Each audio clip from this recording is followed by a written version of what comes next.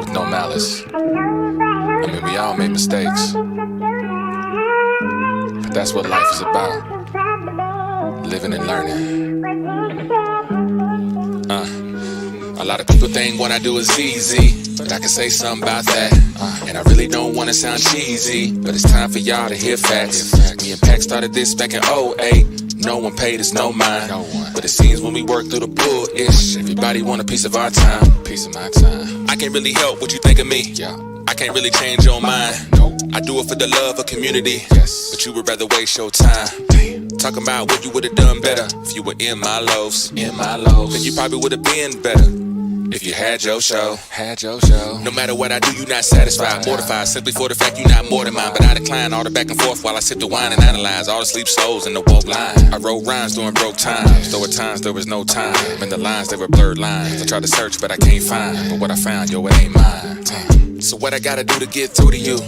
What I gotta do just to make it true? I speak my mind on the online, but offline you just challenge me on what I do. My mama said never argue with fools, cause the day that you do with the day that you lose, then you lose credibility. No one's gonna be feeling me, and all that you work for now just an epiphany. It's harder than you may think to get along. There's no love in this game, man. You must be strong. Said it's harder than you may think to get along. There's no love in this game, man. You must be strong. Sometimes I feel like it's just me against the world, but I know God is with me, and He's gonna be with me forever. It's harder than you may think to get along. There's no love. Don't let 'em hold you back, man. You must be strong. Said it's harder There's no love. than you may think to get along. There's no love. There's no love in this game, man. You must be strong. Yeah, but you gotta live your truth. You can't worry about what other people do or say about you. Just live your truth. We all can't agree on everything, but one thing we do need is life, love, liberty, and the pursuit of happiness. So let's just live that.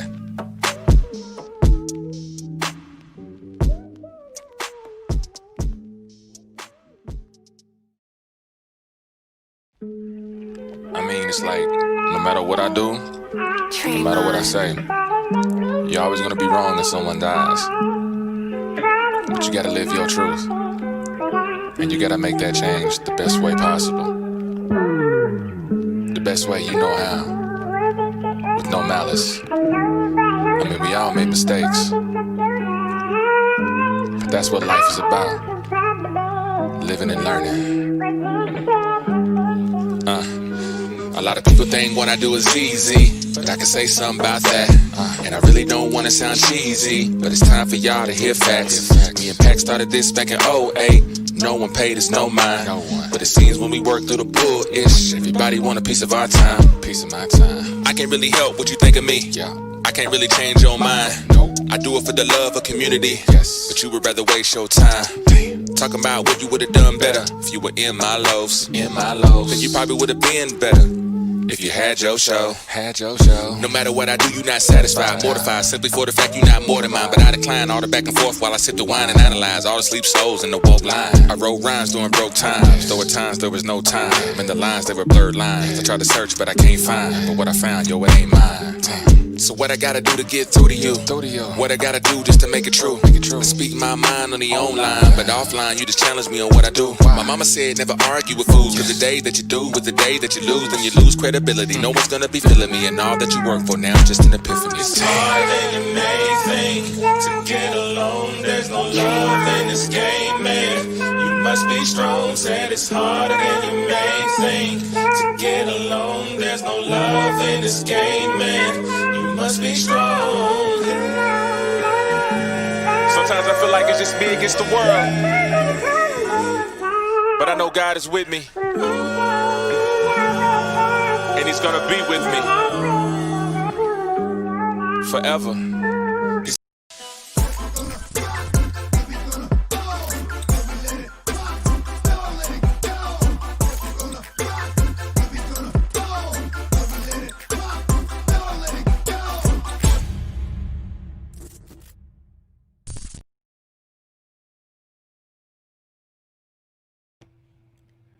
Yo, yo, yo, yo, what up, everybody? It's your boy Royce the Voice, Orange Click, Orange Leader. Shout out to K-Team. Speak your thoughts or lose your mind. And hey, what's up, Jace, brother? You on YouTube today. I see you. I see you. Yes, yes. Good afternoon. Good evening, Gina Mitchell. Good evening, my brother. Happy Monday evening. I want to hear the ins and outs of this unnecessary controversy regarding that's a much needed component in community relations. Yes.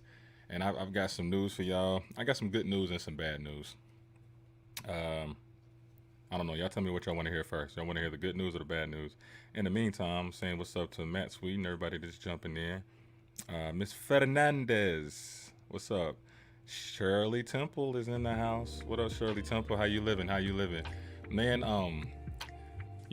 traded in some mics today, so y'all probably don't see the mic all up in my face right now. You know what I'm saying? Got a different mic. It's down below and it picks up pretty well. What's up, Angela? Angela Sorrell, what's happening? What's happening? She was one of our guests last week on Dr. Anatomy. You dig what I'm saying? And yeah, before we get into this, this is not going to be too long of a show because this is what part of the bad news is. You know what I'm saying? Oh, you want to hear the bad? I got you. I got you. So just a minute. It is 8:06. It is December the 14th, 2020. You know what I'm saying? And it's a pretty good day today. Everything is all right.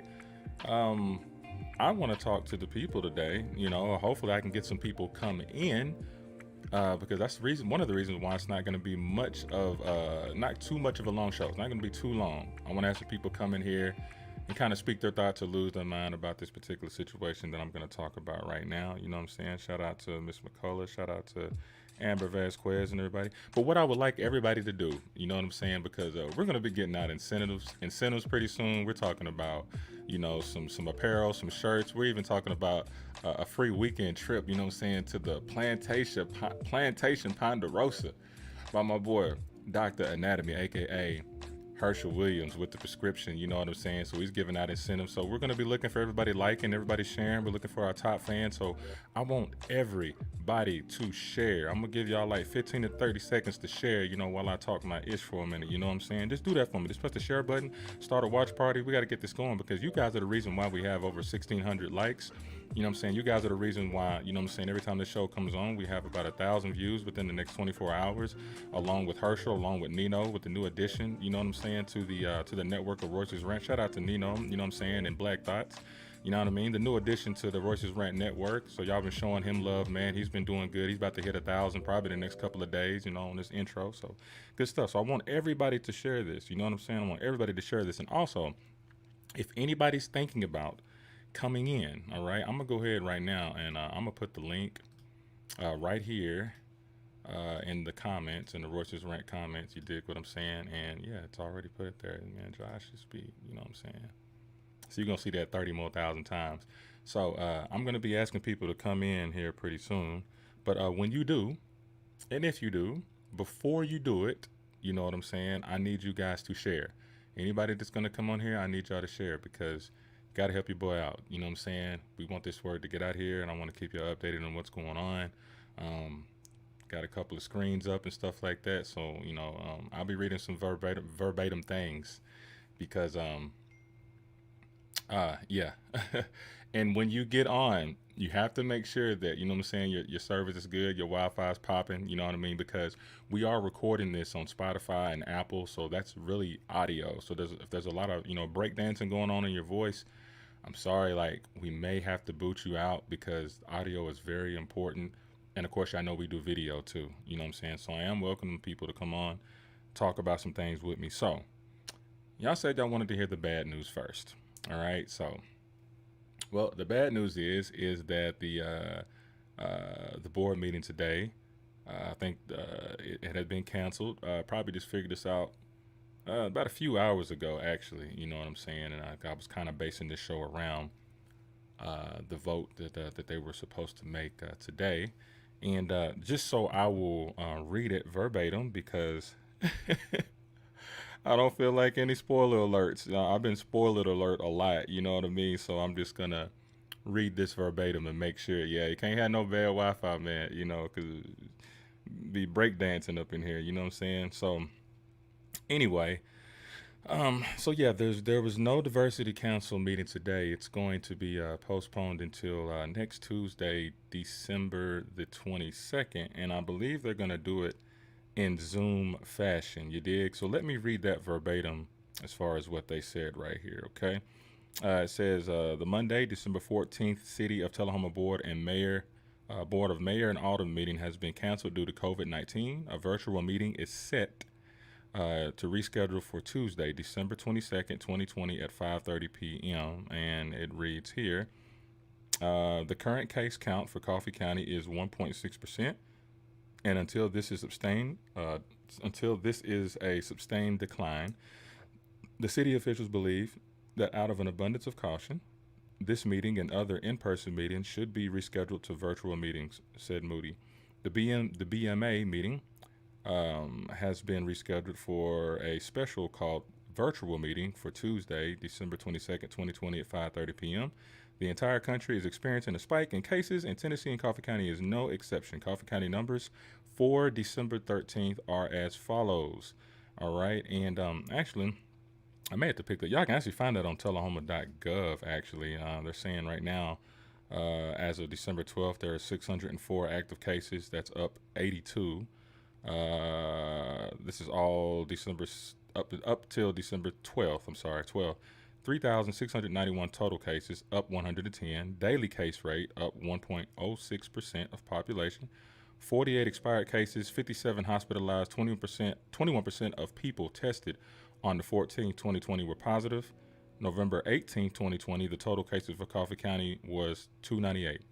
In here at the end, it says these numbers are justification for postponing our meeting, says Mayor Ray Noes. We want to encourage residents to avoid large gatherings, social distance, and wear a mask. It is important that we do all that we can do to protect our most vulnerable citizens, as we say.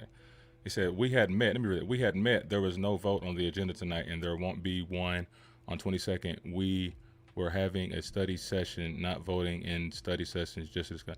Okay, so here's the question that I guess, good. I'm glad that you said that, Daniel Berry, because I need, when is because how many study sessions is there, I guess? Because the first one that we went to, was that today's the 14th, the one on the 7th, I know that was a study session. So how many study sessions are we going to have before all of this? Comcast has a monopoly on Wi-Fi services, and you come off on occasion sounding like a scratch mixtape from the 80s. You do. DJ Clue, But yeah, Daniel Berry, how many study sessions, I guess I need to ask, how many study sessions are there going to be before there's a vote on the bylaws, or before there's a vote on it becoming an agency of the government, or trying out for a 501c3 as an independent entity? I think that's what we need to know, because a lot of people are asking me, and I definitely don't want to give them the wrong information. So I'm just trying to follow up on that. Even if you want to hop on, or you can type it, anybody, any of the aldermen, any city officials that are listening, please give us some information on when that final vote is going to be for the bylaws and all that good stuff. So I'm guessing it's another study session. I guess they're going to be going through everything that's on that sheet as far as the diversity council. You know what I'm saying? So I guess whenever y'all get the rest of that information, as far as y'all were going to do like is it going to be a Zoom or anything, however many it takes. Okay, can you highlight that, Josh, at the bottom, what Daniel said? I'll do it. Oh, you got it? Okay. However many it takes. We have this whole sunshine law thing, so we can't just sit around and talk about this with each other. I understand. Cool. Well, guess what?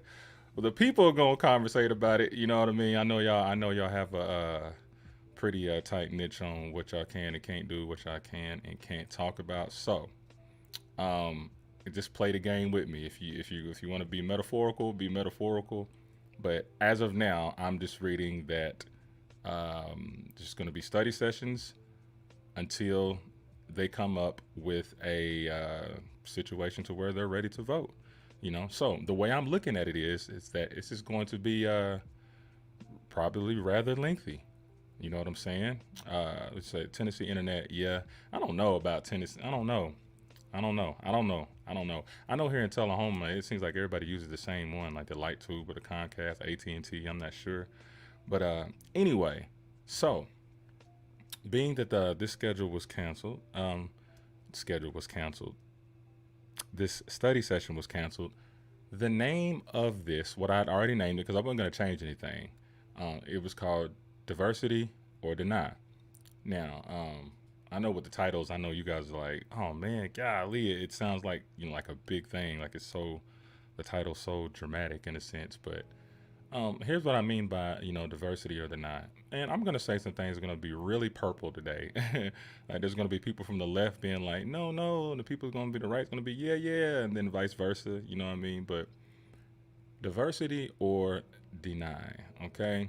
Now, diversity, of course, meaning, of course, a diversity council, speaking on if it was going to be an agent of the government or basically a 501c3, private organization, independent organization, so to speak. And the reason why I say deny is, well, that means it would be a 4-3 vote that, they don't want this to happen. It's been denied. I'm not saying it has. It's just, is it or ain't it? Excuse my illiteracy today. And so I just kind of want to take the time to really speak on how I feel as far as the Diversity Council is concerned. All right. So let's just start like this. Diversity Council. A lot of people were asking my thoughts about it. I kind of made it clear whenever we had that talk. We had the first study session where the citizens got to talk for about 2 minutes or so. And I kind of wanted to reiterate what I was saying. First off top, they asked me, Royce, how do you feel about a diversity council? I have mixed feelings about it. I've got mixed feelings about it, and I'm gonna tell you why I have mixed feelings about it. And this is just holding everybody accountable. This is where the purple part of me comes from. With anything that you organize or create, you want to make sure that the bylaws or the creed or the mission statement or the things that you're going to do within an organization, you're going to hold yourself to them. You're going to hold yourself accountable. You're going to live by those laws. You're going to live by those rules and mission statements. And you hopefully that it's going to be something that's going to contribute to the community in a positive way. So in that case, yeah, I would love to see a diversity council. I would love to see a diversity organization. Now, those two words are kind of different, right? An organization is like the umbrella of all the words that come up and group together, right? When you think about a council, you're thinking about a specific group of people, you know what I'm saying, that kind of run the show a little bit. A council, it would be good to have. But as y'all know, and if you don't know, you will know now, I'm not a fan of the government. I'm not a fan of the government at all. Even when I said in one of my pieces, I was like, do you want the freedom to do as you please or, be under bureaucracy? I know a lot of us, we don't like to be told what to do, especially with your own money. We work long hours, overtime, part-time after part-time. We don't want anybody to mess with our money. We don't want anybody to mess with our freedom to move as we please. You know what I'm saying? But I think there just should be, a limited government, just for what, just the things that we need. I don't feel like there should be a government for everything, to be honest with you. I think we as people have lost a sense of hard ass work, doing things on their own. You know what I'm saying? This country it's good, bad, and it's ugly. If we erased all of that, right? If we just erased all of the negative connotations about America, when you think about it, if there's one thing that America will fight for is independence. They will kill, steal, rob, all that stuff. And not to say that was good, but they were going to fight for their independence and everything in between, from the people that were discriminated against, the former slaves. Is it on the page? Yeah, I have to look on the page because I hadn't looked at my watch party. I'll look on that in just a minute here. Is that me? Okay. What's up, Sippins? Sorry about that. I didn't see it. That's okay. I'll check it out. I'll check it out. But anyway, where was I at? Yeah, America's crude, rude history, dark history, hidden history, stuff swept under the rug. At the end of the day, a lot of people tried to fight for the independence, all the way down to the indigenous people. And without getting into a big history lesson and stuff like that, um, as a man here in America, as a black man here in America, I've lived on both sides of the fence, right? Um, I wasn't exactly born with a silver spoon in my mouth, but my father, my mother worked very hard, for what they have. It would be more of my dad and my mom and them who lived in those conditions, and I think that's what kind of got me upset when I was listening to Janice Bolin saying what she was saying, and I just think that she was in the wrong time frame, and that kind of hit me a certain way. But I wasn't born with a silver spoon in my mouth, but I did have opportunities to go to college, to run track. You know what I'm saying, and continue my academics and my studies and stuff, into radio and television, minor in theater arts and acting. And but my father didn't work really hard. They went through that civil rights moment. They went through that KKK stuff. You feel me? They went through having to go outside to use a bathroom in a wooden john. You feel me? Where it don't flush, you got to dump that ish out. You know what I'm saying? Um, okay, let me read what Aaron said here, because when I went back to my watch party, it disappeared. Aaron said the meeting should be streamed online, from my understanding, like the planning commission meetings I've been. The city can stream its meetings from Zoom to Facebook, which can be viewed live on the City of Tullahoma government page. Thank you, Miss McCullough, for that. Definitely, definitely. So anyway, let me just go back to what I was saying. I'll holler at you in a minute, BJ. Uh, my father had to work very hard for what he got. And when I went off to school, and I appreciate it, when I went off to school in Arkansas Pine Bluff to run track, that's where I got to live on the other side of the fence, to be honest. Because graduating from Tullahoma, Tennessee, only 12, I think. Yeah, only 12 blacks. Only 12 blacks that graduated in my class. Um, so going to UAPB, University of Arkansas at Pine Bluff, that was a HBCU, for those who don't know what that means, historically black college university. Um, Established 1872, go Golden Lions. To be honest, as a black man, that was a culture shock for me. That was a culture shock for me. You know what I'm saying? And appreciate it, Daniel. That was a culture shock for me. You want to talk about you want to talk about a diversity switch, right? Because here you are, I'm in Tullahoma with a bunch of white people, and no offense to that, but I say that, what I mean by that is in culture. Because if y'all remember, I know Daniel remembers, anybody that went to high school between 2000 and 2007 or 2008.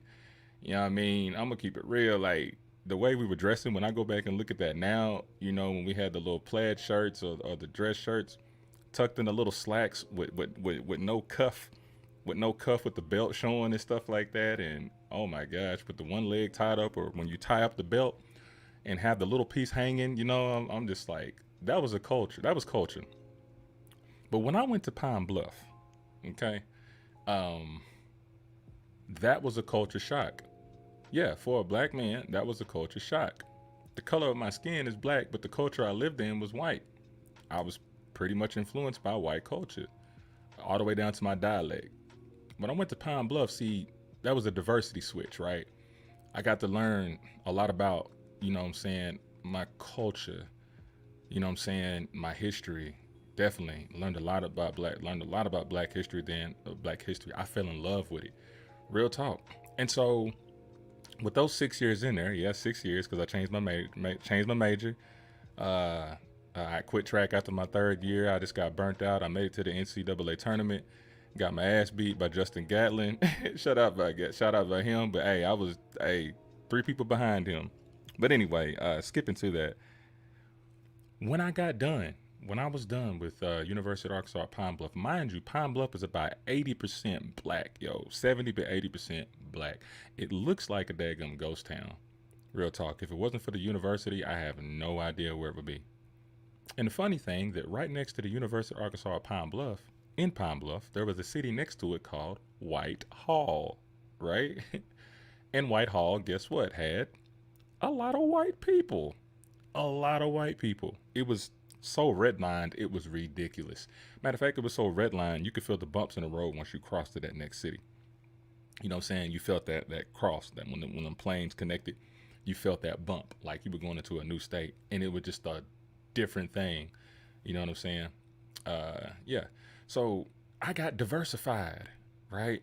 When I went to UAPB, you feel me? Came back to Tennessee, fast forward, and I learned a lot about myself. I know dealing with certain cultures, certain black cultures, you better learn how to speak up, right? Speak up, speak up, say what you want what you say what you mean what you say, right? Because there was no way that I would have graduated if I hadn't spoke up to some of those administrators in there that were just slacking and, not doing their job. I had to catch a little attitude, you feel me? That introverted person that I was in high school, for those that remember, became an extroverted Royce Massengill and started to speak up. You know what I'm saying? So coming back here to Tullahoma, it might be a shock to some people. Like, oh my gosh, I had one person ask me, Royce, what happened to you, man? I'm like, well, man, that's an insult, bro. You acted like that, like I was just supposed to stay the way I was. It's just, no, I got diversified. I've been here, I've been there, I've been to Canada, I've been to Washington, D.C., Houston. I've been all over the U.S. doing production, doing playwrights and stuff like that. And I got to see America a little bit. I got to see different cultures. So I became diversified. So when you speak on diversity, you're speaking on everybody. All colors and creeds, you know what I'm saying? Male, female, and whatever else you want to be. Transgender, transsexual, all that jazz. You know what I'm saying? You know about that, Gina. The whole city of Pine Bluff is hood. I grew up in Southern. Okay. We're going to have to chat it up, man. Let me see how much you know about them crawfish festivals in Dermite. What you know about that? You know what I'm saying? Or Clinton's old cocaine run in Mena, Arkansas. Not going to talk about that. But anyway, so I got diversified, right? Coming back here, to Tullahoma, and I began speaking up a lot. So all that I'm saying, I promise you, it's leading up to something. That's why it's not going to be that long, and then I want everybody to chime in. And I'm going to read everybody's comments, so now I'm not trying to leave anybody out. So fast forward again, when we had these the marches and stuff like that, the peaceful protest, I don't even want to call it a protest, really, in Tullahoma. I just want to say just a peaceful march of recognition, of silence, of awareness, so to speak. Magnolia, you from the Nolia. Okay, that's what's up. That's what's up, Rivera. I'm about to chat it up with you, man. But doing that march, it really did mean a lot to me because I just got to doing the one in Winchester the week before then. But doing the one here in Tullahoma, it was interesting to me because when I came to back to Tullahoma, it had that same feeling, when you come in there, especially if you hadn't been there in a long time, that same feeling like, stale, quiet. Of course, sports and stuff is still popping and all that, but like it'll be the same thing, the same routine from everybody. And so when I started really getting into, I don't want to say like politics because I'm still a dum with all that. I'm trying to learn. I need politics for dummies, to be honest. I'm really more about the people. I'm a social kind of guy. You know what I mean? I just feel like sometimes people make politics sound like it's some geometry or calculus equation, and I wish somebody would really just dumb it down to me. You feel me? But anyway, I remember how it spoke, and I said something about voting, right? There were like 11,000 registered voters at that time, 2019. No, it was 2020, June, that 13th, right? There were 11,000 registered voters, and only 1,500 of them voted. If I have to start somewhere, I would have to honestly start from there. First of all, if there are 11,000 registered voters in the county, in the city, there should be 11,000 votes. But then the question was brought to me and saying, well, how can our votes, really matter when some people are outnumbered? And, sometimes, man, that was just a hard question to answer because sometimes you can't help the population a city is. Sometimes you can, depending on what's attractive to those particular individuals. And then it's just sometimes about history. Like they just end up being there. That's just what's left after World War I, World War II, after post-slavery. You know what I'm saying? If I'm correct, I think Tullahoma was established in 1850 something, 1852, if I'm correct. Volley Stone. Oh my gosh. Oh Lord. But yeah, that's crazy. The end of the yeah, very good. So anyway, you guys, before I get all into that, so when I did that, it made me think for a minute. You know what I'm saying? I believe our black population in Tullahoma is roughly under 5%, 3.5% somewhere to be exact. There's slick a problem there, if I could say anything about our minority communities, to be honest, and yes, I have to separate this because the proof is in the pudding. There are more white people voting than black people simply because there are more white people here in Tullahoma and less black people. But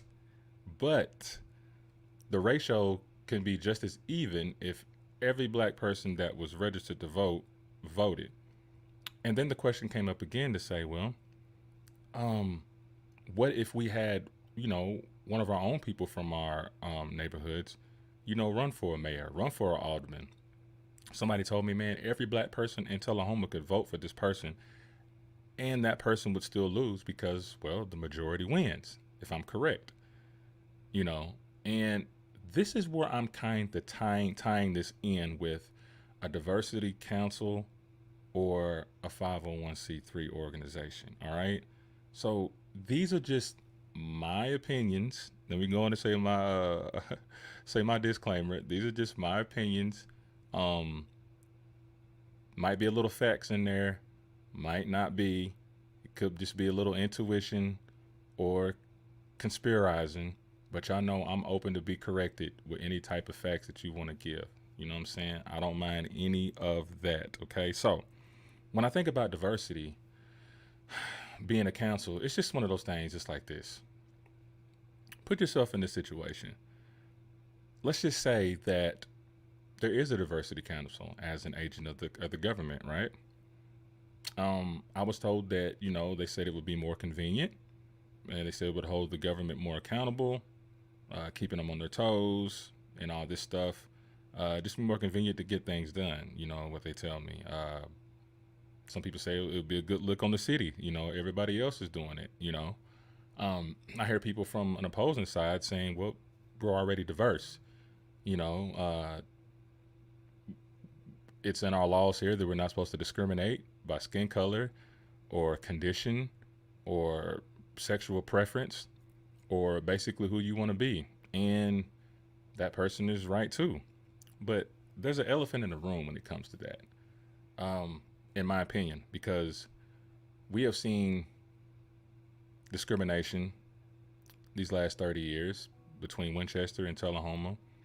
We've seen underlying discrimination, underlying judgment, prejudice, and we'll talk about that too, prejudice and racism. I'm gonna get to that. Matter of fact, I'm gonna write that down just to go in on that. You know what I'm saying? I can't wait for y'all to come in and talk about this. I'm gonna make sure I put a note of that on there.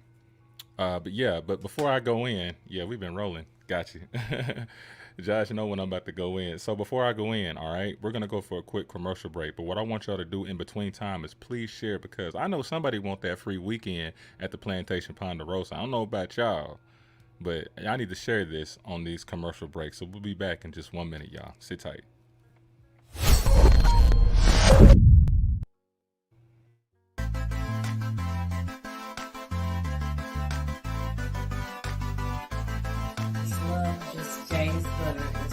Good on your hair. My favorite has got to be the peppermint mist leave-in conditioner. It's so soothing to your scalp. I've had dry, itchy scalp, and I tell you, it's amazing. My favorite product with Jay's Butter is the natural flaxseed elixir, especially on the hair that's not mine. Y'all know what? I really love Jay's Butter. I love Jay's Butter.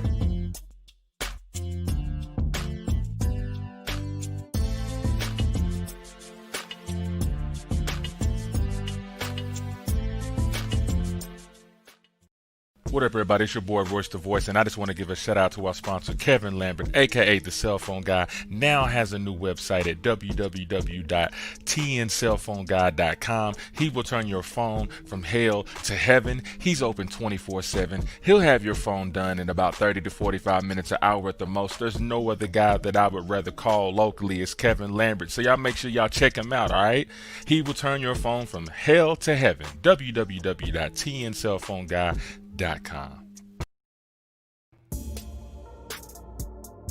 G Street Quick Draw Gun Magnet. Unlike the competitor, who imitated and sell similar products with more expensive prices, G Street Gun Magnet Mount is specially designed and engineered to provide you the safest and most convenient experience. Do you want to access your guns quickly in case of an emergency? Do you feel safe in your car and at home? Do you want to be able to hold your guns for any different situation? After our research, we have redefined our gun magnet mount for the market to solve any complaints from gun fans. We have designed and redesigned our magnet mount, which is made from premium, eco-friendly material, excellent craft, unique appearance with quick draw and quick load functions, and hold flat surface firearms safely and secure. Order your G Street Quick Draw Gun Magnet today with free delivery at gstreetedc.square.site. Look, I suggest that you fall in line and show me my respect. I'm the best. None of y'all a threat. This is not a test. I'm upset. Come around here, I'll make you stand on all your threats.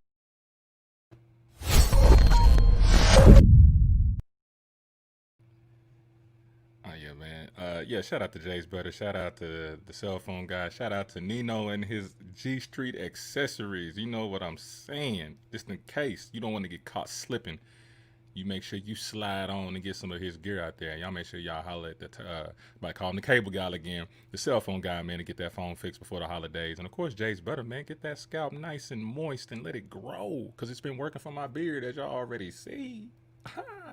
Anyway, man, welcome back, you guys. I hope you guys were sharing and everything like that. First, before I get started, let me give a shout out to Miss Eppinger, Miss Elise, Felicia Bean, Claudia Braston, Brenda Craig, Christopher Wagner. What's up, Jonathan Harris, Cookie Cutter? Yeah, Tara Brown, Rob K. Kill. Hey, man, I tell you what, feel free to come in. Y'all see the link up in there, which I'll be inviting everybody in somewhere close to the first hour. You know what I'm saying? Because I ain't done talking yet. Y'all know how I go. Tree Mitchell, you know what I'm saying? Julia Anderson, BJ Anderson. He said, the first thing that comes to my mind is, what is the reason for a diversity council? It would not have this much support if it didn't have a reason for it. We have to be involved, and I think this is a step in the right direction of getting people that normally would not be involved in the local political ring. And truthfully, I think that might scare some people. Whew. Gina Rivera, Josh Lovett, Bureaucrat, Sippings, Tim Crawford. I saw you over there cooking, bro. Gina. Oh, I'm sorry. Lady G, Amber, Aaron McCullough. All right, y'all. Shout out to y'all, man, and everything. Volley Stone. So anyway, I hope you guys will continue to share, because somebody wants that free weekend. You feel what I'm saying? At the Plantation Ponderosa. I'm just saying. But anyway, so getting into what I'm about to dive into. The reason why I'm not too, fond of the government being involved in this, to be honest, is because you just really don't know what to expect. You really don't know what to expect, because first of all, we have to go back to the voting process.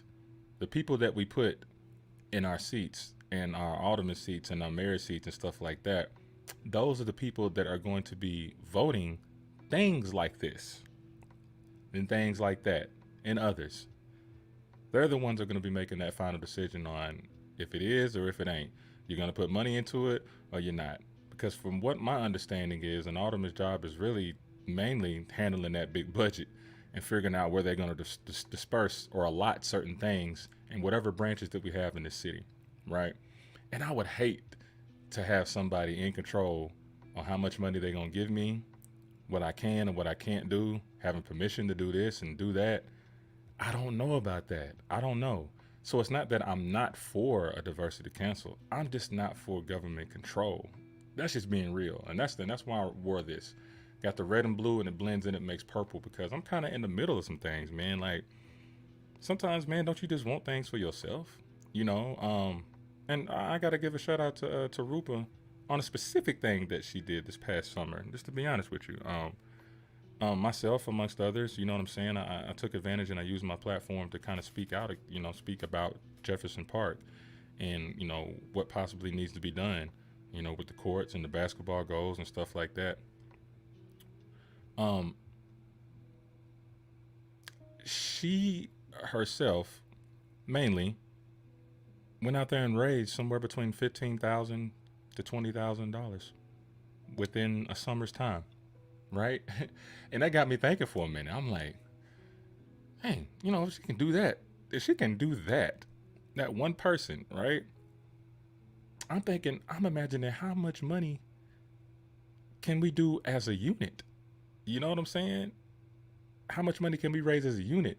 Right now, forget the 501c3. You know what I'm saying? Because, you know, that has to do with tax exempts and stuff like that. You know, exempts pretty much all that jazz. On Title 26, all that jazz, all that confusing mathematical calculation shit. You feel me?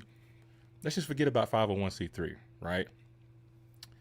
The money that you get when you get out there and hustle that, you know what I'm saying, through GoFundMe or through donations or people volunteering to do things, you know. I have to reference a group called Gideon's Army out in Nashville. You know what I'm saying? And, you know, I've read a lot of things that people have said about them. In particular, I think her name was Henner. I don't know what her name was. Her last name was Henner. I keep forgetting her first name. But she had this dailyrollcall.com or whatever. I think she's the editor of that. And she was just speaking bad about Gideon's Army. You know, really some stuff that was just, if you ask me, has the stuff that she was talking about, it's things that are in our culture. You know, yeah, no doubt. Gonna do that, man. And while I'm talking, you guys, make sure you share, because I want y'all to see this plantation Ponderosa right here. You know what I mean?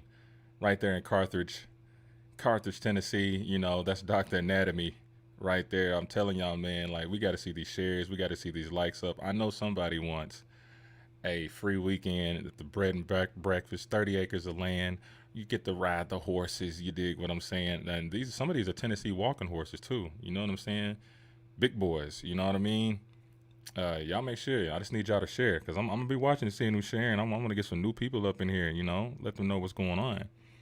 But as I was saying, man, almost $20,000 was raised, you know, to do some work to Jefferson Park courts and everything. There's still some stuff that, you know, that needs to be done, but I know due to COVID, due to weather and stuff like that, I can understand. But I was just looking at the work that she did, you know, by herself. I'm like, I said, I wonder if you had 50 to 100 people, you know, either contributing, donating, or using some of their resources to get donations or sponsorship. Because I know in this small town of Tullahoma, there's probably about 5 families that run this run this town, right? But out of all the people in Tullahoma, everybody has a resource or two. I've got resources. You've got resources. You know, I just feel like sometimes we forget the power that we have as people, how we can move when we want to move, how we want to move. And my reference is to Gideon's Army. You know, shout out to them out there in Nashville, Tennessee, mainly out there in the north side area. It's almost like another Black Panther Party. No, not the communists and stuff like that they talk about. The BPP was. Y'all know better than that. Don't you talk about BPP like that. But what I mean by the Black Panther Party is that they police their streets, and even some cases, the city of Nashville has asked them to police a few other streets that they feel like that they can't relate to. One particular shout out to, you know, T Wilson out there. She's one of their marketers or whatnot. There was one Tuesday that they had raised over $10,000. $10,000. They want a part of the government, the city government. They move how they want to move. You know what I'm saying? They got merchandise, that you can buy. And, a large amount of those profits go back to the people. You feel me? Just 2 weeks ago, I'm talking about big boxes. I'm talking about them 3 foot long by 2 feet high boxes, right? 2,700. They had a food drive. They were taking them things out of trailers, out of truck trailers, 18-wheeler trailers, right? On pallets. And they were giving out free, food boxes. Huge. I'm talking about with like meats and cans and milk and water and fruits and all that jazz. And I'm like, whoa, the city didn't do that. They didn't have to ask the government to do that. They did that on their own. And guys, I know this is a small town, roughly 20,000 people, if that. But all I'm trying to say is that if this diversity council is not voted in as an agent of the city, my question is, what now? What are you going to do? What is plan B? Because this is what's going to test everybody's integrity and their determination that if somebody says, no, sorry, it's not going to fit, not going to work here, you guys need to do this on your own. And then my question to that is, what's wrong with that? Are we going to quit because we get voted out? What are we going to do? What is the plan B? And I think that's what needs to be talked about as far as a diversity council for any of the meetings that you guys have. I haven't been to a diversity council meeting yet, just in between certain work schedules and stuff that I do. But I do fully support, you know what I'm saying, the initial movement. But this is the only thing I want to say as far as questioning everybody. I'm from everybody from our aldermen to our citizens, okay? I just want to make sure that with any organization that's made, the intentions are right, okay? Because when we do speak on diversity, it's more than one thing. I'm afraid, and I don't want it to be, an agenda for one particular thing or two particular things or three particular things. I want it to be every particular thing that's on the list. When we speak of the unheard or the unseen or the forgotten or looked over, because we know that happens, and let's keep it real. It happens. You feel me? The majority wins here in Tullahoma, and that's just what it is. Some people subconsciously just look the other way or they don't know nothing about. I know some people right now that has worked in the city system for a while, and they've never been to the south end of town, never been over to Jefferson Park, take a jog, take a walk, or any of that. That's what I mean by like subconscious. Just don't even bother going over there to see what's happening. And that's what I mean by like the unheard and all that. And this is where it comes to our aldermen. Janice Bolin said that, the alderman seats have been filled with diverse people. And I got to break that down a little bit because, yeah, we got 4 women and we got 3 males. But that's a part of diversity right there. And of course we have, women of color and other men and stuff like that. So we got all types. It's cool. But as I said before, everybody can't relate to everybody. And that's just real. I recall Daniel telling us online a couple of weeks ago, he said he's walked certain parts of Tullahoma where they ran him out. You know what I'm saying?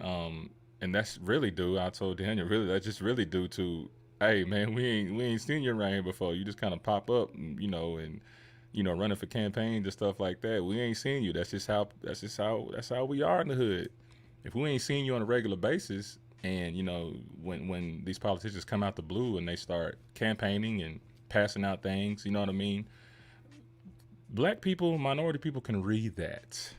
They can read that sometimes, and they may not feel like that it's genuine. So, I would have to give props and praise to Sister Zenobia McGee, for having the seat that she has, and I hope that she utilizes that well on speaking to our minority community that knows her pretty well. You know what I'm saying? That's what we need. We need good representation in certain areas of Tullahoma. There are certain sections in Tullahoma, like I was going back to that, there are sections in Tullahoma that just kind of stay to themselves. Far west side, East Side, you know what I'm saying? Kings Ridge, Ovoca, you know, where the doctors and lawyers and business owners and stuff like that and state commissioners, all that.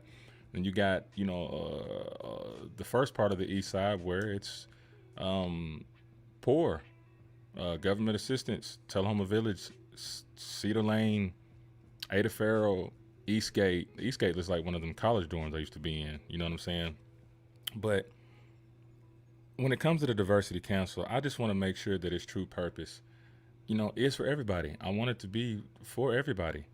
You know, everything that it speaks within those bylaws. That's all I want it to be. You know, dead talk.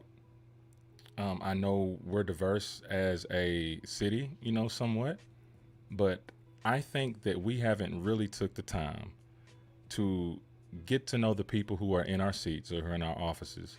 And I also think that the people in the offices haven't really took that time to get to know the citizens. And, you know, some have said, you know, they said, well, you know, it's not our job to come to you guys. You're supposed to come to us. And if you seek knowledge and all that stuff like that, that's cool. That's cool, because I wouldn't be able to learn what I've learned if I hadn't seek the knowledge, right? But then there are some things that you may not know what to seek. You know what I mean?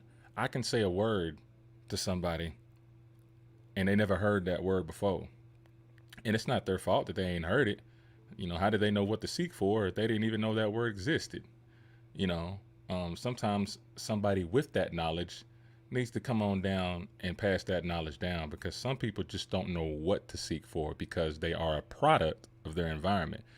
And when you are a product of your environment, you only know what you know. You feel me? We all know, a lot of conservatives talks about, Jenna really speaks about it the most. You know, she talks about the nuclear family. You know what I'm saying? There are families in our black communities, minority communities, that may not know what to seek either. You know what I mean? And I just wish that our city officials would reach out to more of these neighborhoods that say that they're not being heard or paid attention to. Because believe me, I've heard some stories. You know, I've heard some pretty sad stories, you know, about how they feel, you know, about our city government and stuff on here. You know what I mean? And there's definitely a disconnect between the citizens and our government. And I think that really needs to change. And if we don't have that diversity council, I just want us to continue to work and continue to push. I don't see anything wrong with doing that, you know, doing that at all. I would hate for this just to be like a plan A. And then if it doesn't work out, then that's just the end of the road. Let's not do that. You feel what I'm saying? You can't force people to like you. You can't force people to like what you do. There's some things that you have to take matters in your own hands. You know what I mean? What's that right there? Okay, the advertising on there. Definitely that. So BJ Anderson, what's up, Lynette, James Mitchell? BJ Anderson says, I don't see 501c3 making as much sense, just for the simple fact that the city, county, district, and state can just ignore them. I hate to be like that, but it is true that they can tell a 501c3 to kick rocks. If it becomes part of the city charter and has power put into rules and laws, it is cemented in everyday going of city government happenings. We get a short, small glimpse, a few times a month. A board has eyes and ears on the inside with a voice. Intelligence is everything. I dig that. What'd you say, Shanice? I've been following this closely because the idea of a diversity council seemed like a no-brainer to me. What I found shocking was how adamantly so many people were against it. Their biggest argument seems to be because it shouldn't be agent of the city. You know what? Instead of reading all these comments, I want y'all to come in on here. You know what I'm saying? Because y'all really have some things to say, and I think that y'all can really say it more, a little better than just typing it. And even if you come on, you ain't got to turn on your face or anything. You can make up your own little nickname or whatnot. But you know, I definitely would want to hear, from the citizens here in Tullahoma and around the way, you know, about how they feel about this. Like I said, man, I try my best to be a neutral party. I know I speak sometimes, you know, how I feel a lot, and sometimes I can get like a little emotional. And as we're going into this this first hour up in here, I am going to, once again, I'm going to put that stream thing right off in there. And I'm welcoming people to come in at this moment. You hear me? So anyway, let me get back to what I was saying. Here we go. We got it. So anyway, people, now let's just say we do. Let's just say, it does become an agent of the city. I guess my question is, what now?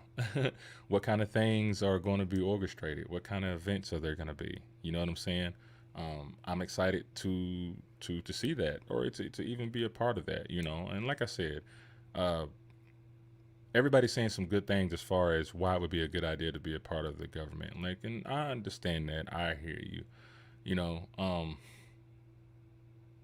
but I still just kind of stand on my thing of just wanting to be in control of that. And I get it. It's almost like a cheat code, being there with the city. Everything is set and in place. You got eyes watching over this. I feel you on that. I really do. But I'm just going to keep it real. And I know there's certain things that our officials can't talk about, but this is just coming from me. I don't really see it happening. And in a way, just with all the talks that we had,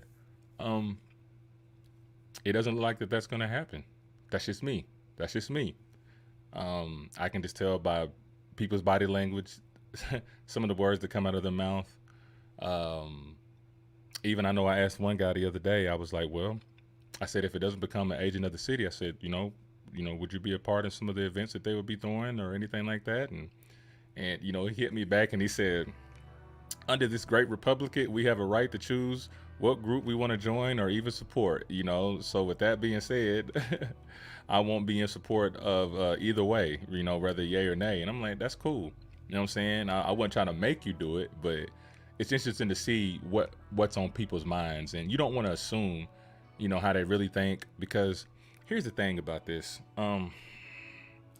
Sometimes when you try to tell a person, well, let's just get on this for a minute. When we speak on this word racist, you know what I'm saying? That word's been used a lot. You feel what I'm saying? And I kind of want to make it clear on honestly what being a racist is. All right. For everybody that says that word, I think a lot of times we need to transform that word or use another word called prejudice. You dig what I'm saying? I shout out to Spellman already. Everybody has a little prejudice in them. You know what I'm saying? Everybody has a little prejudice in them about something, someone, something. A racist and racism, we need to check our isms and our our ISTs and our ISMs, all right? When it comes to racism, it just really means you have that power to oppress someone based off of your prejudice. I can say, I don't like this here Chinese man right here. I'm about to get him out of my neighborhood because I got the power and I got the money and I can move them out. I can separate him where I ain't even got to deal with him for the rest of my life. I can redline that mofo where I can never see him again. You feel me? That's a racist. Like prejudice plus power. You got the power to oppress someone. And so when people say this whole thing of saying, well, black people can't be prejudiced because, I hear that. I hear that a lot from, the other side. I don't just say the other side because that's just what it is. Mainly conservatives. They usually say, well, black people can be prejudiced. Black people can be prejudiced, not prejudiced, but racist. I'm like, no. Technically, no. Do we have the potential to be? Yeah. We had the potential to be if we all got our ish together. You know what I'm saying? But there's a big difference. Now, are black people prejudiced? Are some black people prejudiced towards even one another and other races? Yeah. White people are too. Everybody is prejudiced against somebody. But to become a racist, you have to have that power to oppress that person that you don't like, that you don't care about. And so when we say that black people can't be racist, that is true. We can say some racist things or stereotypical things like, the food sometimes people eat, or some type of stereotypes that you give. And see, some of them are even stereotypes. The whole fried chicken and watermelon thing. There's a history behind that. You know what I'm saying? Everybody loved fried chicken. You feel what I'm saying? It wasn't like just black people just said, I'm going to make some chicken and this is going to be our thing. No, this goes all the way back to slavery. White folks was eating chicken like a mug, and black people were the ones cooking it. You know, it's stereotypes that were placed on us, you know what I'm saying, historically. And, but you have to tread carefully when you use that word racist. And also you have to tread carefully on how you use that word, you know, towards other people, so to speak. Let me read what Daniel says right here. Prejudice, discrimination, or antagonism directed against a person or people on the basis of their membership in a particular racial or ethnic group, typically one that is minority or marginalized. Got you. So when you add that racist in there, when you got that prejudice right there, and then you add the power to it, that's when you become a racist. You feel what I'm saying? And let me just say this. This is just a little side note. You know what I mean? Because I know I gotta speak my thoughts, or I lose my mind. We did have a particular alderman that she has a way of expressing some of her ideologies that may offend people. You dig what I'm saying? There's some things that she says that's kind of disrespectful and out of line. Just to be what do you say? Yeah, and I just narrowed that down. Prejudice plus power, man. Prejudice plus, bruh. I don't know, bruh. I don't know about that, bro. I don't know about that, to not have to have power, bro. Like, you have to oppress somebody. You know what I'm saying? Like, you have to have that power to, yeah, you can oppress somebody mentally. Let's say it like that. But that movement, like that racist movement, when you can move as a unit to clear somebody out, I don't know, bro. I mean, that can be up for debate. We can agree to disagree on that, man. I just say it's prejudice plus power, man. Just going back historically, to be honest with you. But yes, I do believe that black people have the potential to be racist, but black people can't be racist at this moment right now. And we can argue that all day, bro. I'm sorry. But I just think that sometimes we need to this is a sensitive time. This is a sensitive year right now, right? And especially here in Tullahoma, you know, everybody is on ice right now, watching every move. And, you know, we have people in office that I feel like kind of pushes buttons a little bit and doesn't really try to explain in a way. And this is what I was talking about, Daniel, the other day, when it came to, you know, town hall meetings and stuff like that. And I actually hope that Sade, my homegirl Sade, got a chance to, you know, speak to Miss Allmarker, like on the phone or whatever, to get some type of understanding. Because I know there's a lot of people a little upset with her with some of the things that she's been saying. You know what I'm saying? He said the problem with the word racist is people change the definition to fit what they want it to be. Okay, bro. All right, man. Okay. I'm just gonna leave it at that, man. You know what I'm saying? I respect that. But when you hold a seat in office, okay, I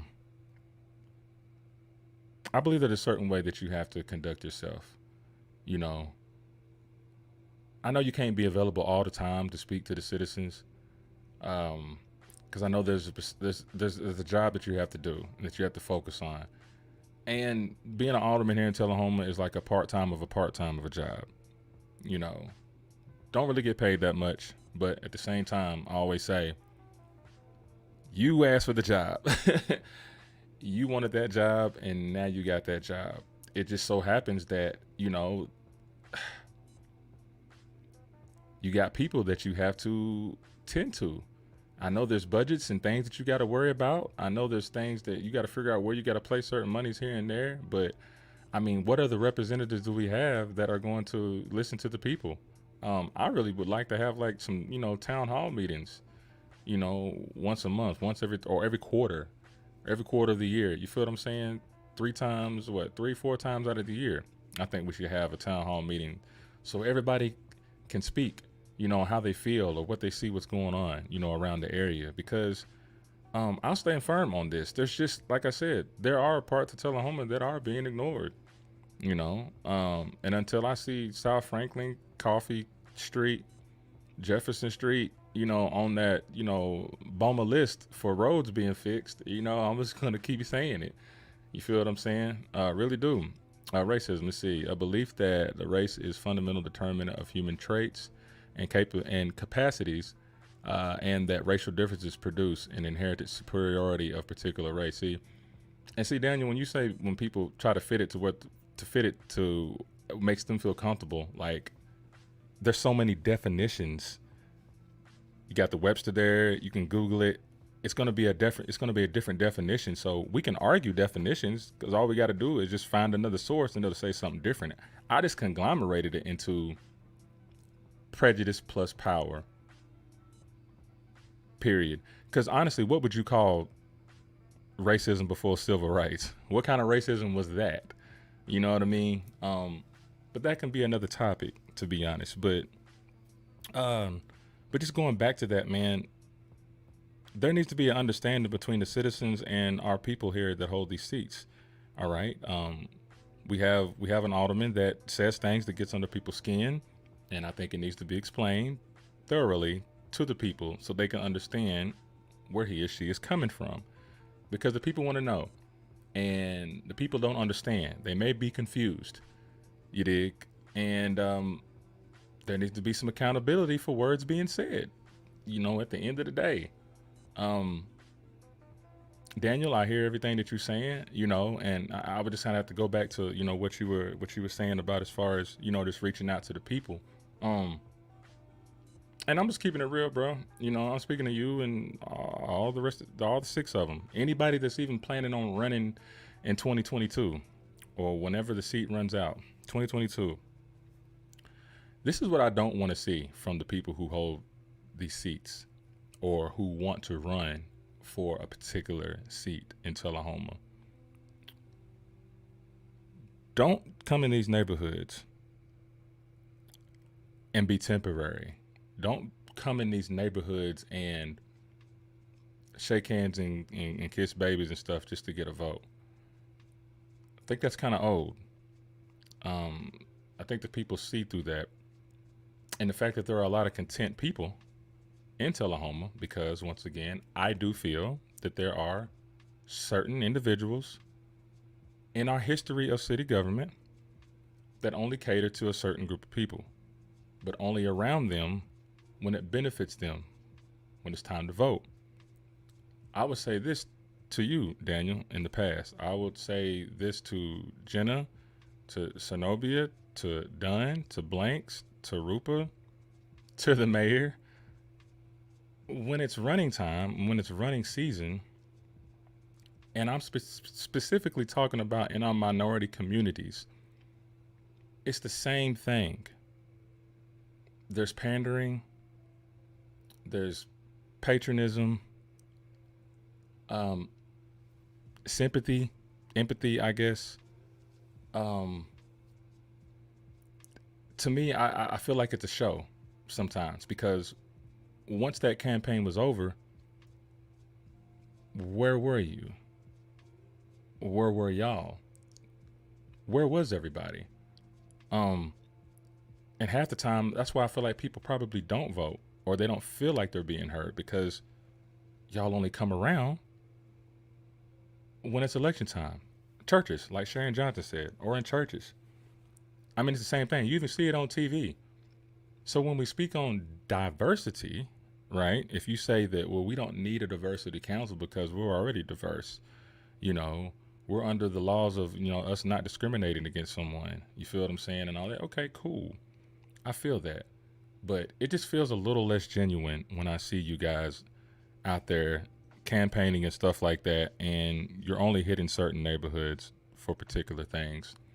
And I know it's all about numbers, and I know our percentage here in Tullahoma is 3 to 4, 5% as black people. But even though those numbers are low, we are still people. We are still voters. You know what I'm saying? Just being real. Being real. Yeah, Daniel, I'm speaking to you, and I'm speaking on everybody else. You feel what I'm saying? And this is not just coming from me. This is coming from other people. Real talk. it's coming from other people. I'm gonna read it.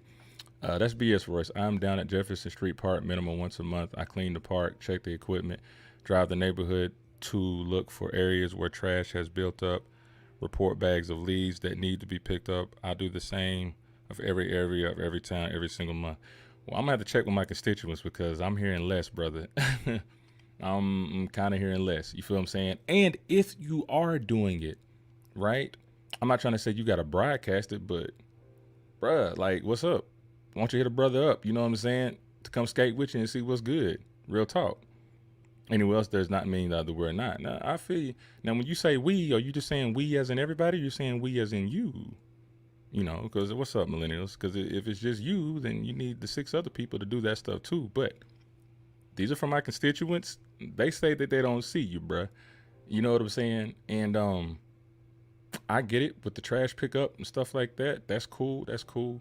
I know we were talking something about, you know, maybe trying to develop some type of programs or something. I don't know. But I know there's a lot of stuff going on with COVID right now. And, you know, I know they started the junior NBA stuff down at CD Stamps, and that probably won't last either. I feel like there's going to be like another shutdown. But just to be honest with you, you know, Daniel, from what I'm hearing from the people, maybe it's not enough. I don't know. But they're telling me they don't see you. They feel like that you're not genuine. And half of the other aldermen, you know, out there, so to speak, you know. And I guess this is my whole point is I'm trying to figure out why people feel that way. And I'm also trying to get people to talk about it. There's a lot of things that we do here in Tullahoma. We do talk behind the keyboard and stuff like that. I'm talking behind one right now, but, you know, I'm talking live so you can see me in the flesh. But I'll talk to anybody face to face about anything that they need to talk about. You feel me? But I'm gonna stand strong with what I'm saying, Daniel. I feel like it's not enough on both sides. You feel me? I don't feel like sometimes it's genuine. That's just me personally.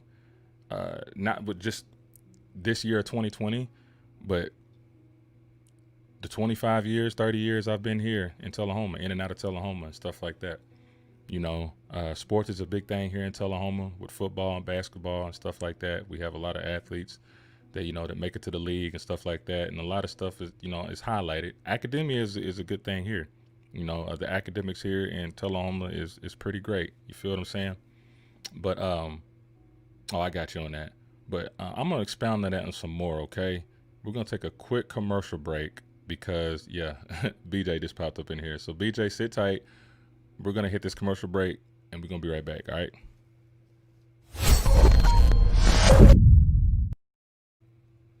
What's up, ladies? It's your girl, Cynthia Bailey from The Real Housewives of Atlanta, and I got some good news. Dorbin Salon is back open. I know if you guys are like me, you see I have these braids over here. It's been a struggle during the pandemic. So Dorbin Salon is back open. They sell hair, they do hair, they deliver whatever you need. They got you, boo-boo. Okay? Make sure you guys go show some love and go get your hair done.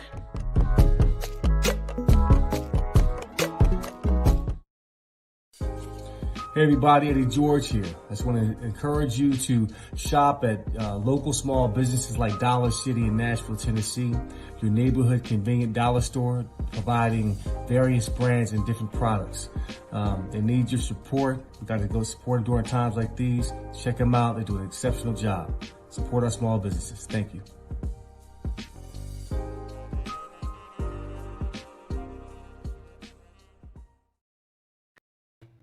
If you haven't heard about Anchor, it's the easiest way to make a podcast. Check it out. It's free. What? And we like free. No way. And they also have tools that allow you to record and edit your podcast right from your phone or computer. Okay. Anchor will do all the work for you. No. So it can be heard on Spotify, Apple Podcasts, and other media outlets. What? You can make money from your podcast with no minimum listenership. It's everything you need to make a podcast. Download the free Anchor app or go to anchor.fm to get started.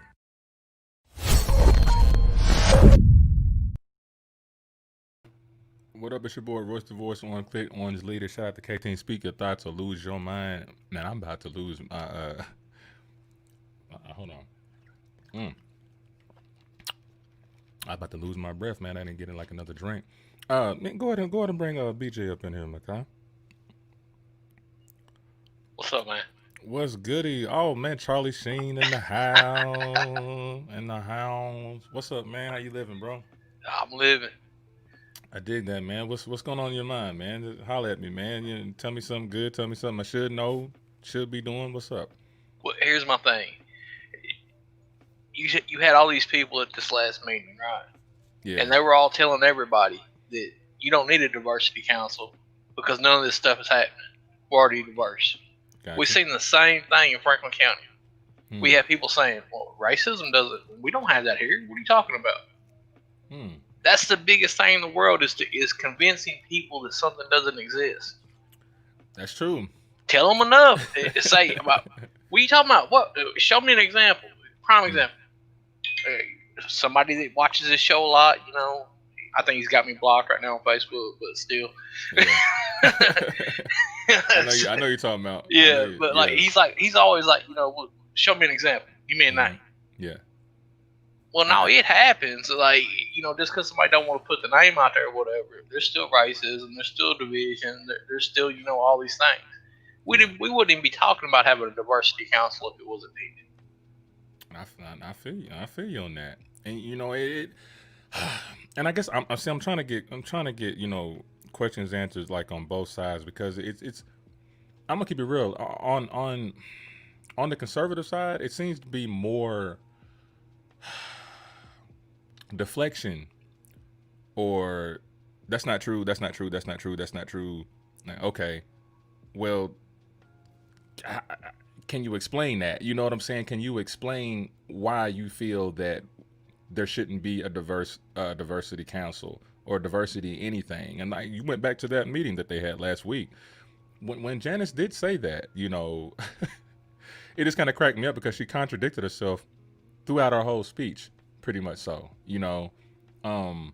They talk in circles. Yeah, talking in circles, just like it was already taken care of, you know what I'm saying, 30 some odd years ago or whatnot. Like, okay, you know, I seen some people kind of rebuttal back with me with somebody said, yeah, you know, Tullahoma's a real diverse city.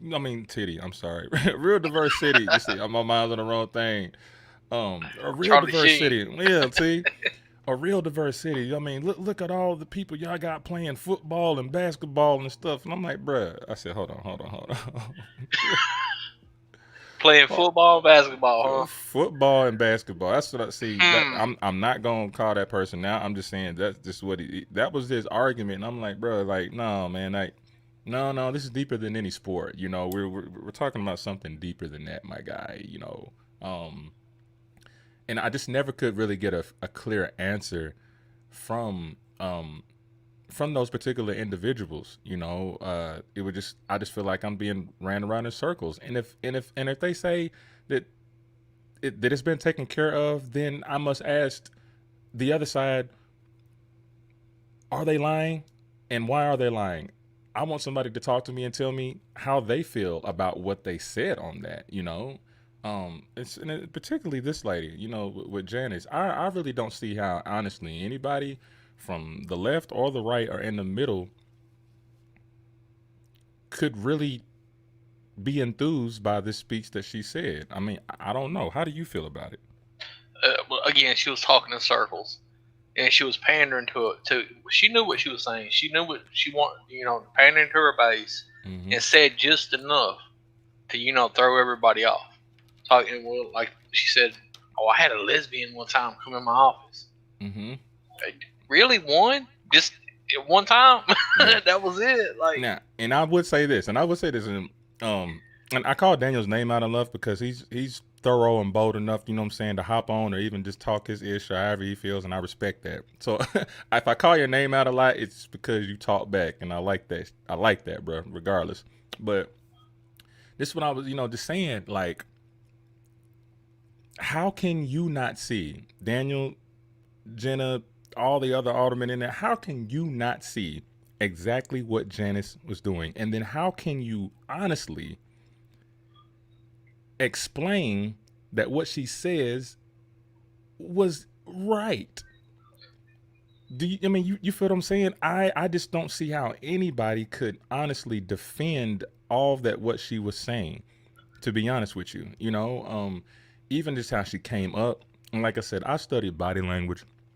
I have a minor in acting and stage performance, and everything that she's doing, from the hand movements and the tear jerkers and stuff like that, like looking past the crowd.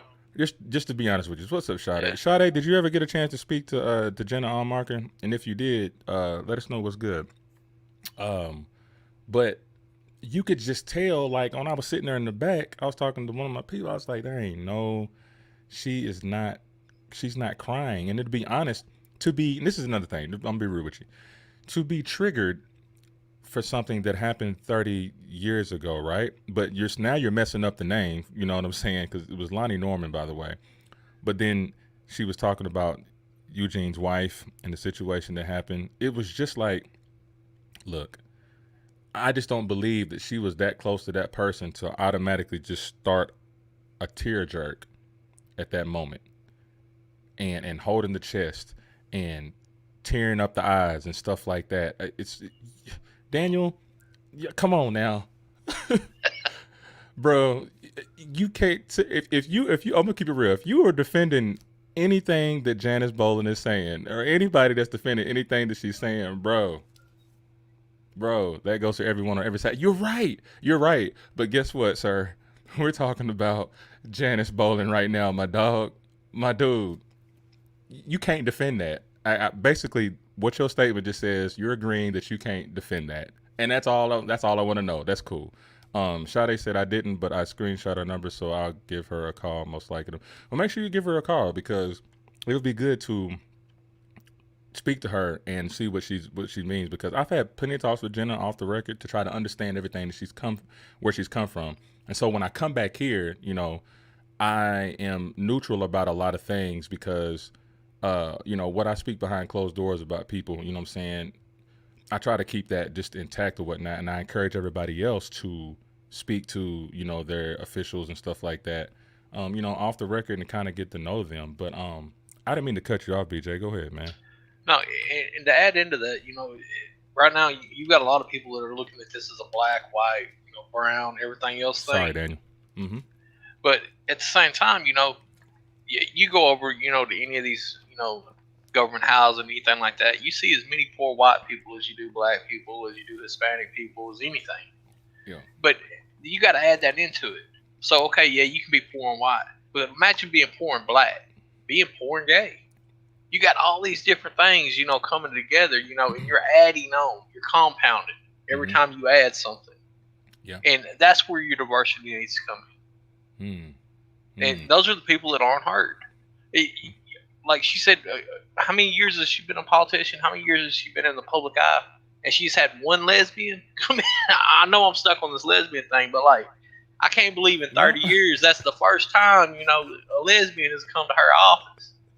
What? She knows that gay people's been around forever, right? That ain't some new stuff. Yeah. And and this is, and I guess what I'm saying, when coming back to that diversity council thing, and how I said that I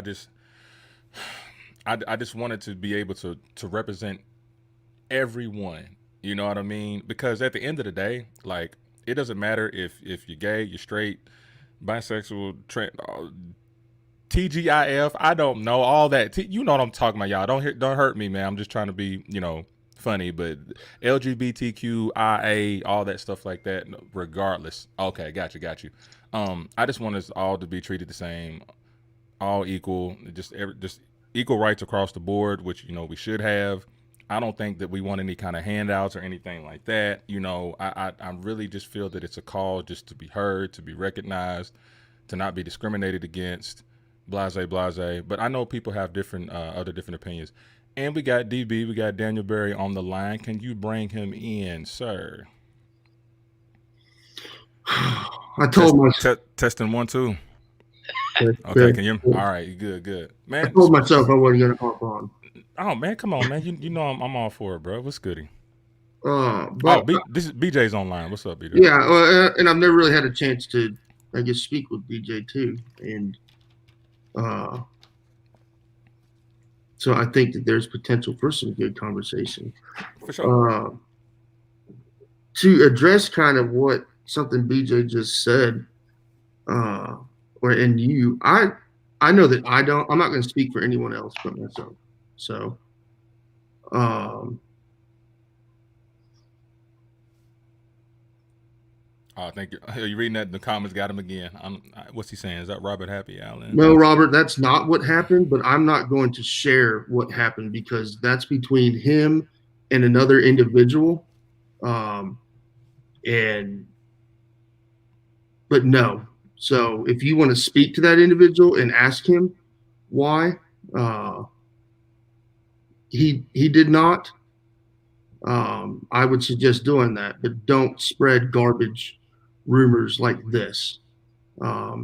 His number's out there, so you can call him and get your answer to that.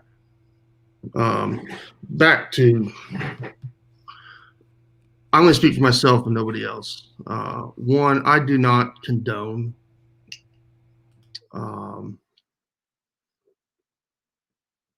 some of the comments that have been made on Facebook. As aldermen, we were elected officials, right? So we can say whatever you want, right? And the people vote you in or don't vote you in. And I understand that. But I believe that there is a certain amount of respect that needs to come with the position, and decorum. And I know I'm not perfect. When I mess up, I will tell you that I messed up. But I do believe that what we say has impact. And we need to recognize that as city officials, that our words, whether we like it or not, do influence and have, I don't want to say power is not the right word. So I do not condone some comments that have been made. But I'm not going to speak for other individuals. That's just me. I think that there is two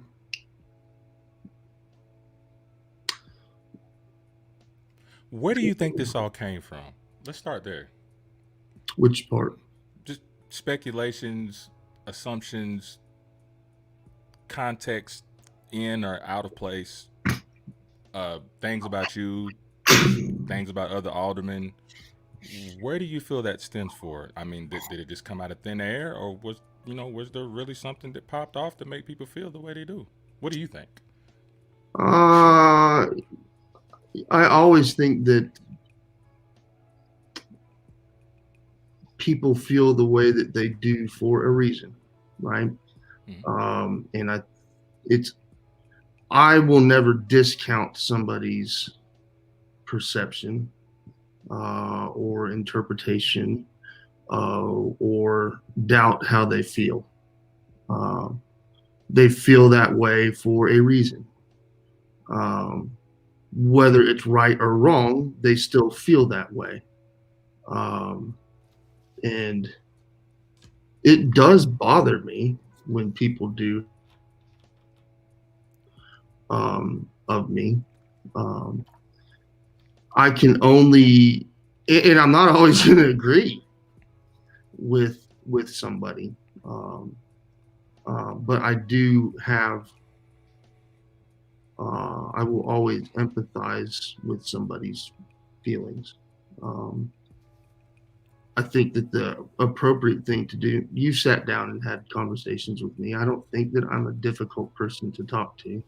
And even in the brief conversations that you and I have had, during those conversations, I walked in with thinking one way, and then while we're sitting there talking it out, has said, you know what, you're right. Or I've changed a way that I've thought, or I've put more thought into it. And I think that's the way that I'm going to pause you right there, because it would be good to hear one of those things.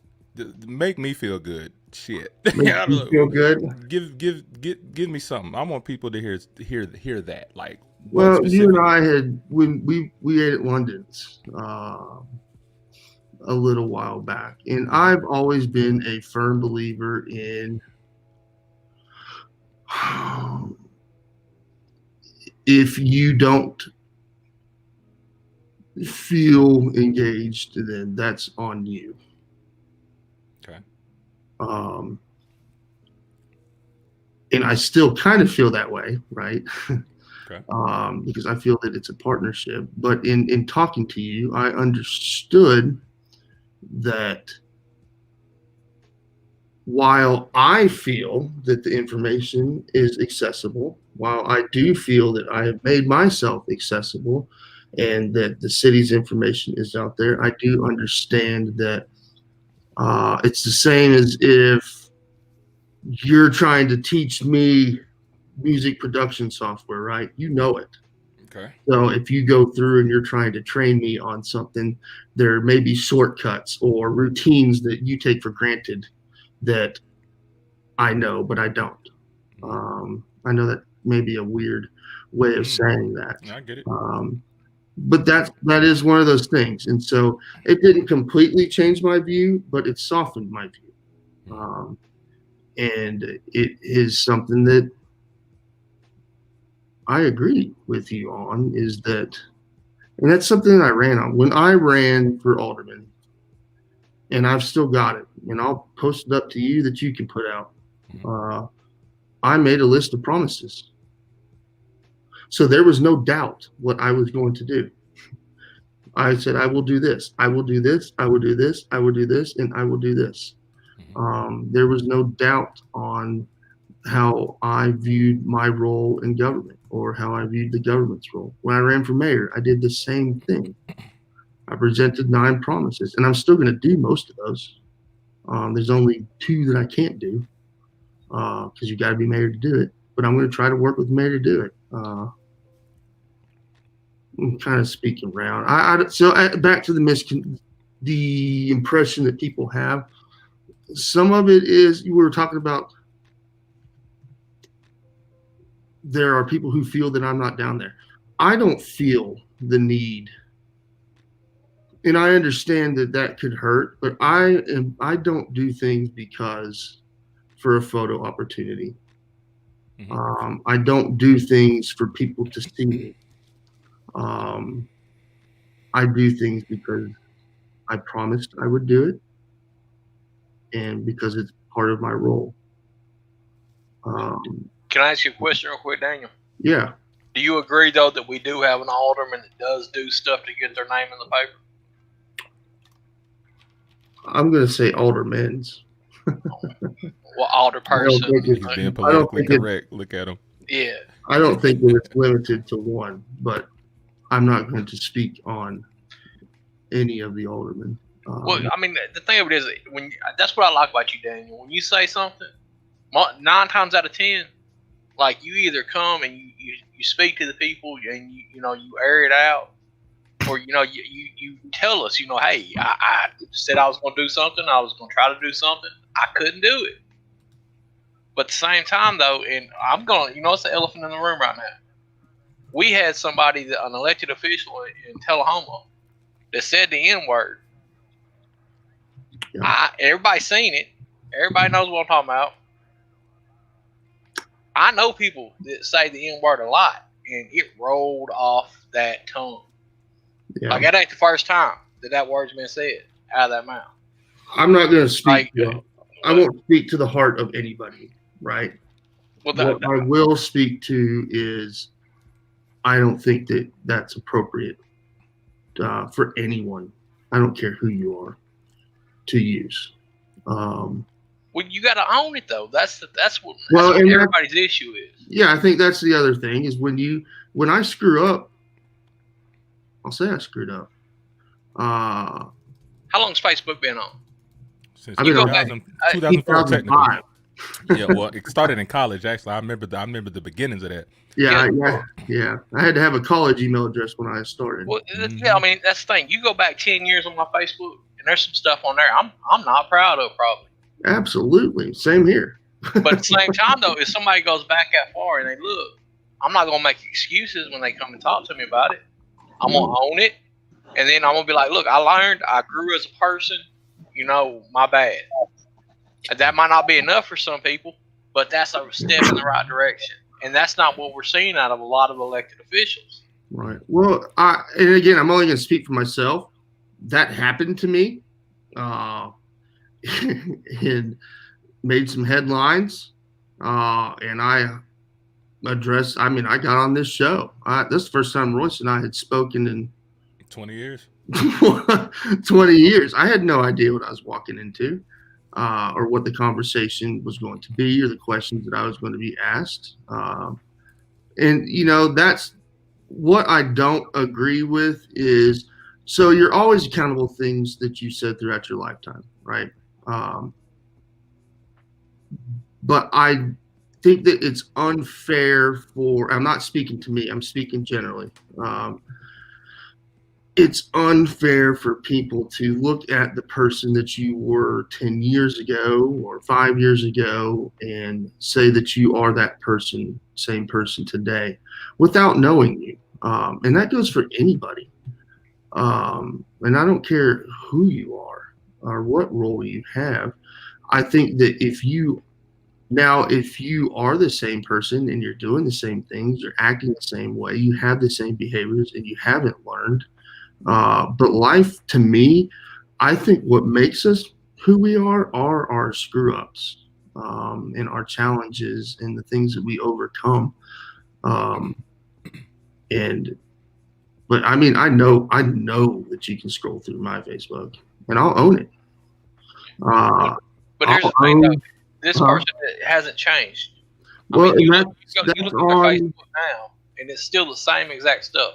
They attack Muslims. They attack homosexuals. They even attack Gideon's army up in Nashville. That's on that person. Yeah. But I will say this though. I mean, Daniel, because first let me introduce Lady G up in here, and when I get done, I'm gonna let her ask some questions that she needs. But this is when we were saying, like, you know how we say holding people accountable. I would figure it, because this is not, because I would rather ask the horse himself and stuff, like, so I understand that it doesn't feel, you don't feel comfortable speaking on another individual when they can for themselves. But what I can say is that as aldermen, you guys are like a team. You're a 7-man team.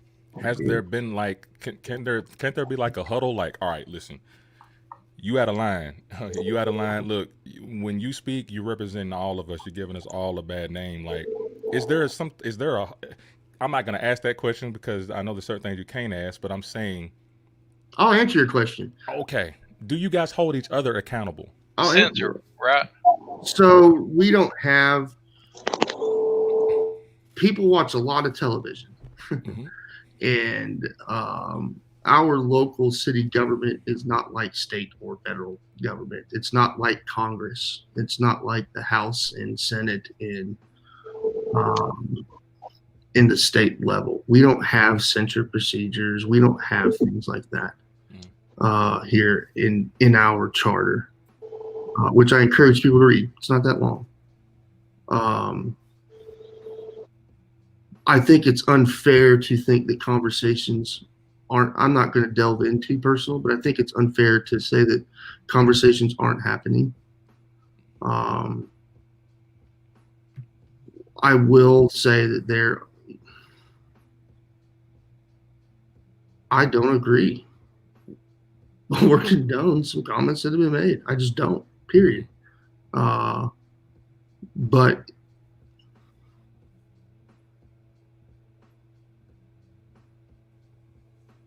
oh, I think you froze up. Oh, right here. There you go. There you go. I mean, I don't know how I can be any more clear. I don't condone or agree with the statements that have been made. And I think that there are there's several things that I don't agree with from multiple places. We as a board, you're right, we are a team. Nothing gets done without the board. and other members. We do reflect and represent each other. What one says impacts the rest of us, whether we like it or not. I tried to be careful. And I was just kind of raised. You probably remember my mom and dad, Royce. Probably my dad more than anybody. Mm-hmm. I was raised, you behave a certain way in public. You reserve comments at home. That doesn't make comments right, but you don't act up in public. And that's just kind of how I know that I, on Facebook, sometimes get away. Like I promised myself I wasn't going to get on here tonight. It just happens, man. It's Facebook has a gravitational pull, man. Yeah, well, and I think, and I know Lady G had some questions. No, I don't know who for, but to answer part of your question earlier, I think that a lot of the divisiveness and just chaos, and I see hate coming from all sides. And I think that Facebook has a lot to do with that. I think that social media in general has a lot to do with that. It's like a drug, right? You get in one of those comment chains and you're checking your phone every 10 seconds to see if somebody's replied or commented on you, and you can't wait. You're already thinking up your next comment before you go. And it's just, Facebook is an incredible tool, but it's also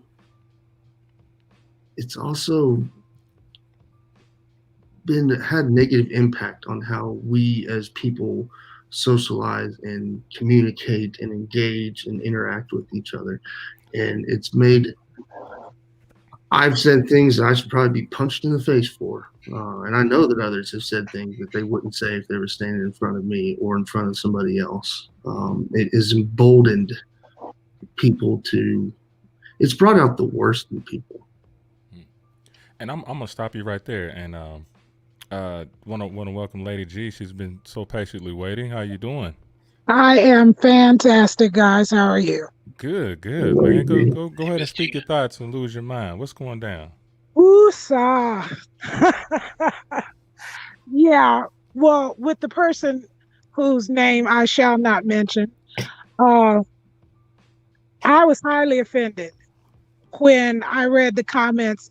I am now self-identifying as a Black woman, because as a Black woman, I would not start to have that brand of hubris to even state something like that, and let alone put it on paper, put it on the internet, put it out there for the world to see. That was an insult, because me as a Black woman, I've had a journey that you will never know about.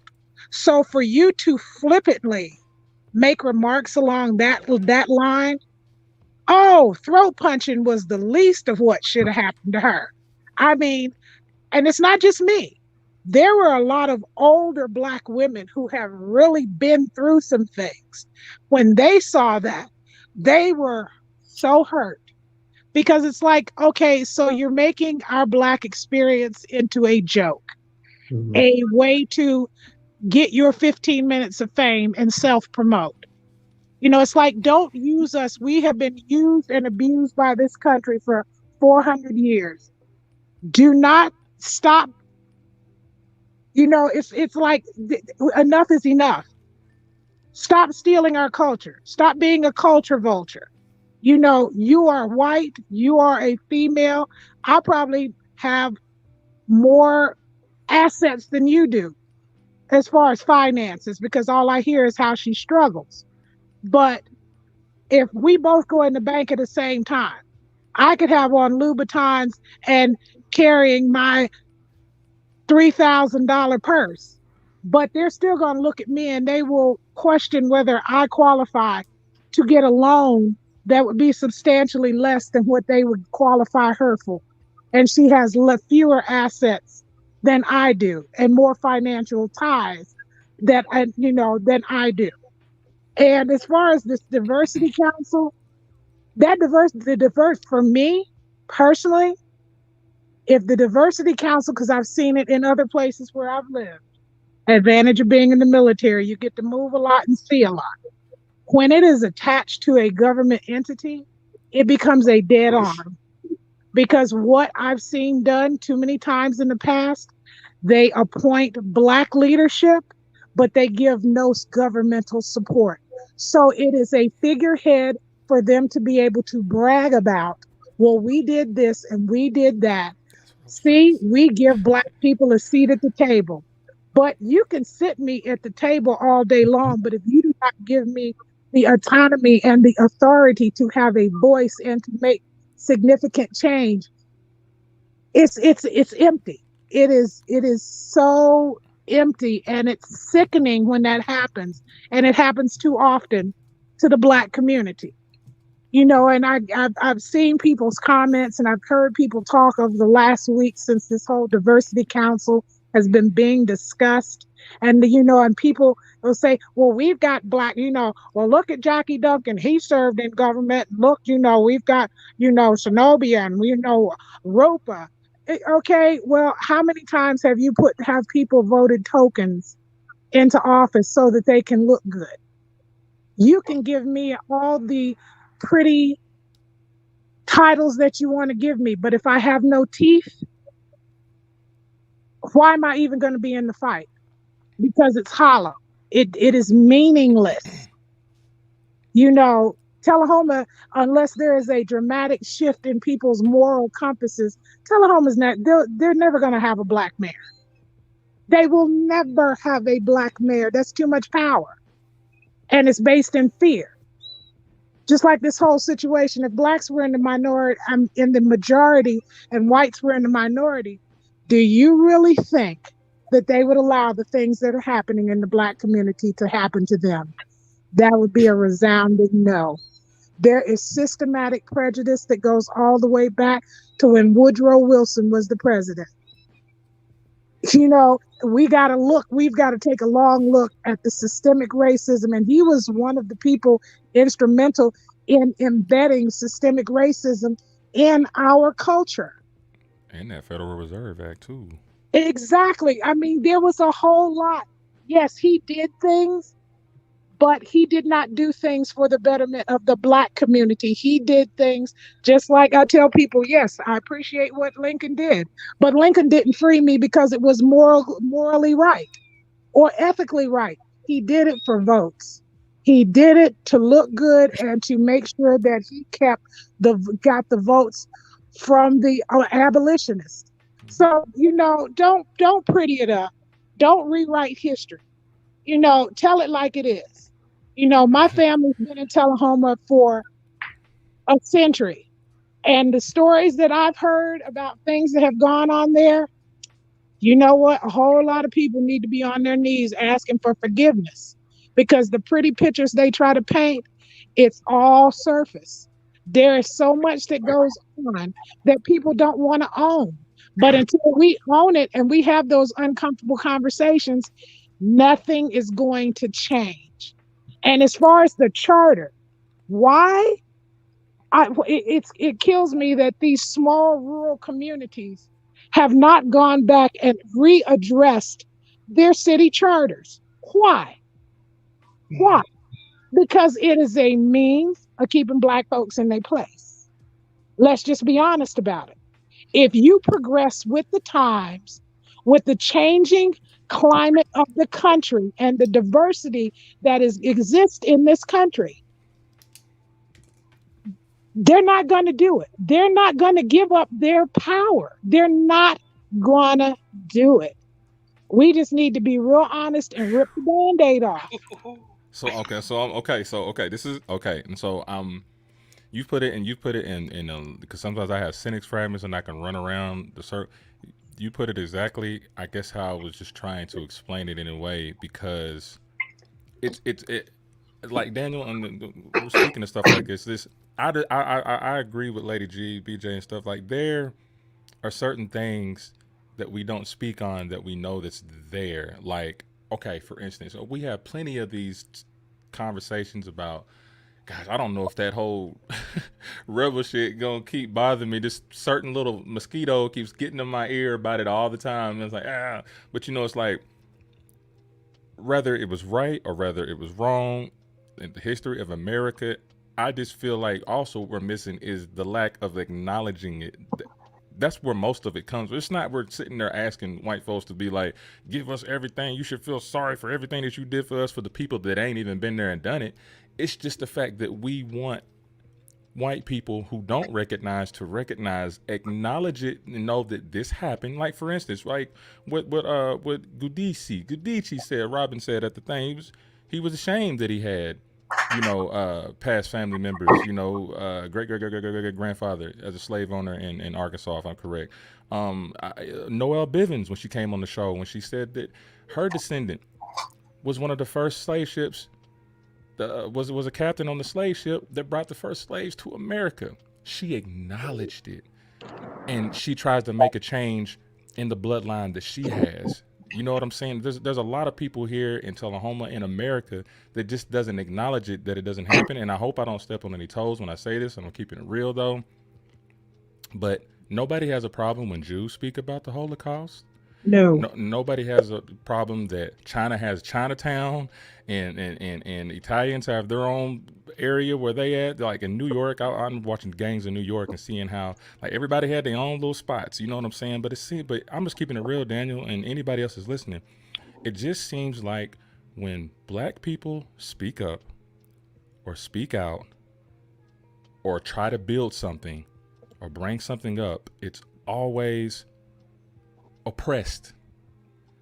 It's always talked about why does it have to be black? Why does it have to be black this? Why does it have to be black that? You're not saying that. People are not saying that against the other races when they start their own thing. They're not saying that with the JDL. They're not saying that with Holocaust museums that they have here in America, and it didn't even happen in America. Thank you. We're the ones having a hard time trying to build a museum. They shout out to the ones in McMinnville. They're getting ready to open up one next year.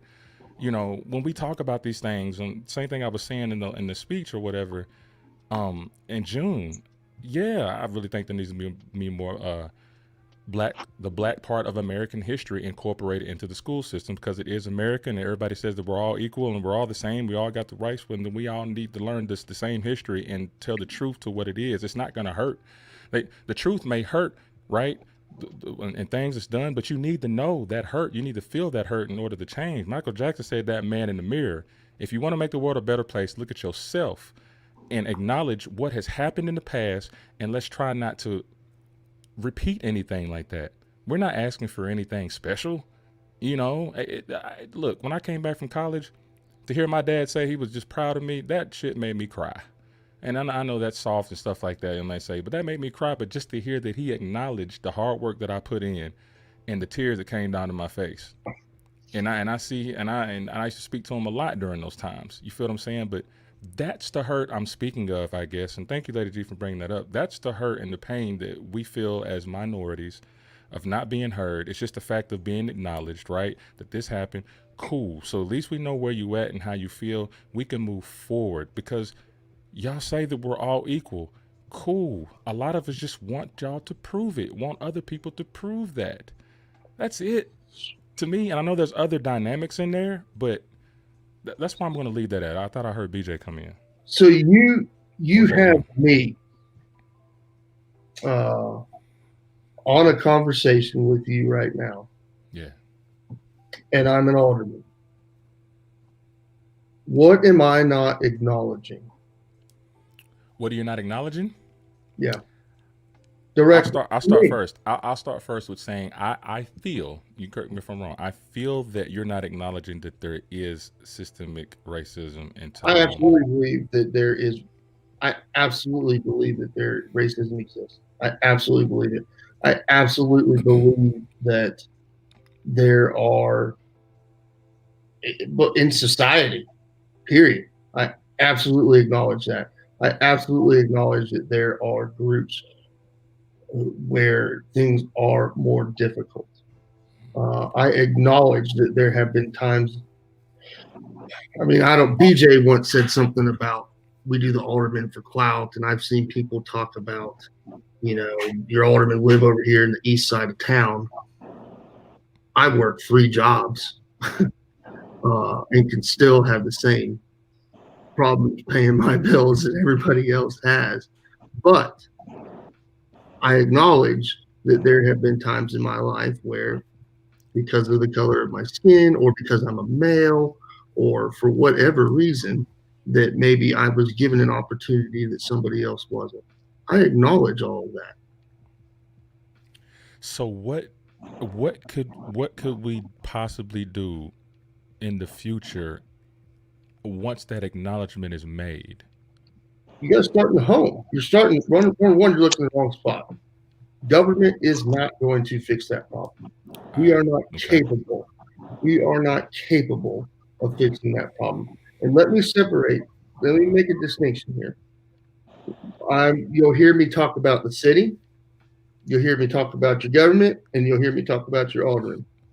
The city is the staff working inside that building up here on Grundy Street.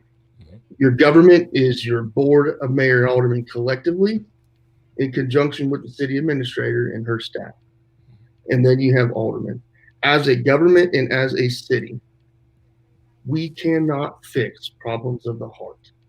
We cannot fix people's moral codes. That's not our purpose. We're not capable of doing it. Now, separately, as aldermen, or even city officials, or even city staff, as individuals, I do feel that we have a responsibility because, like I said earlier, people do, for whatever reason, we have a platform and we have a stage. Now, me as an individual, I can go out and I can promote and I can work and I can try to educate and I can try. I mean, I don't know what I'm going to educate on, but starting at the government's not going to fix the problem. We can't order you to acknowledge. We can't individuals the same. But what I can promise you is that if you come to me with an issue with the city and you feel that you have been discriminated against, that you have been harassed, that you're not getting the services that we promised you, that we owe you, I will look into that. And I will see that to resolution. That's my job. That is my role. And I will do that. Now, I don't feel, now I'm going to say it like this, and I'll break it down to this too. I agree with you in one case, and then I would have to say this. Yeah, you're right. There's government can't make you, fix your family or tell you how you should act or anything like that. But can you recall that there was a time where government could actually change the way that you live? We're speaking outside of morals. We're going all the way back to, I'm just going to start back not even far, like 100 years, 1920s. Absolutely. Right. But we're in 2020. True. But I'm saying that, are you trying to say that the government is still not capable of doing that? I think the government negatively impacts people's lives every day. Okay. And there's a saying, a government large enough to give you everything you need is large enough to take it away. Every time we implement a program, it becomes a way for the government to pull you in and to make you dependent upon it. I am very weary of any government program. Anytime anybody says, come with me, I will take care of you. Be wary. Be very wary. I ain't tripping on. Yeah, and that's okay. No, I see where you're going with that. So I'm not trying to say that, we getting into some heavy socialism here. But here in local Tullahoma, Tennessee, do I think that we can impact your way of, on a federal level and a state level? I think that it's definitely still possible. We do that through our public programs. I think every day we create crutches. We don't hold people accountable. I am a conservative, but I also believe in some of the welfare programs. I've seen it work. I've had family. But what I do think is the government doesn't run the programs appropriately, and they let people take it. I don't want to say take advantage, but that's getting off track. Here in Tullahoma, Tennessee, I can't take your house away. I can't take your job away. I can't do those things here. We don't have the power. You can as an employer, or we're a right to work state. That's separate, though. They can fire you for anything. Yeah, but that's separate and has nothing to do with your local government. Well, no, that has everything to do with our local government. Deckard is home to Nissan. Nissan North America is based in Tennessee. It's based here because we have a lack of union. That's right. That still has nothing to do with the local government. Yeah, Deckard gave Nissan plenty of tax breaks, free water, free infrastructure, everything else to get them here. So what does the union have to? So you're saying that we should have said no to Nissan because they don't allow unions? Is that? I mean, I don't understand how the local government has no control over any of that. But you know what it did do is it employed thousands of people. Thousands of people. But at what cost? How many people do you know work at Nissan? They work them people like a dog. But that has nothing to do with your local government, BJ. That is your federal government who when you promote companies and you have state senators that go to Volkswagen and say, "Hey, you guys better not, unionize. You're going to cost everybody jobs." That's your state senator. We're talking about local government. Like you guys don't have the ears of these people, though. I don't have the ear of anybody, BJ. BJ does. I'm a little old me over in Deckard, man. I'll say it like this: somebody had the ear to bring Janice down here. How about that? Somebody had that ear. She lives here. I understand that, but I ain't seen her in any other meeting. But it's been this one all of a sudden. I'm just saying somebody. But that has nothing to do. I still am not getting the correlation between unions and your local government. Well, I'm talking about right to work altogether. That right to work has nothing to do with your local government. We can't fix that problem.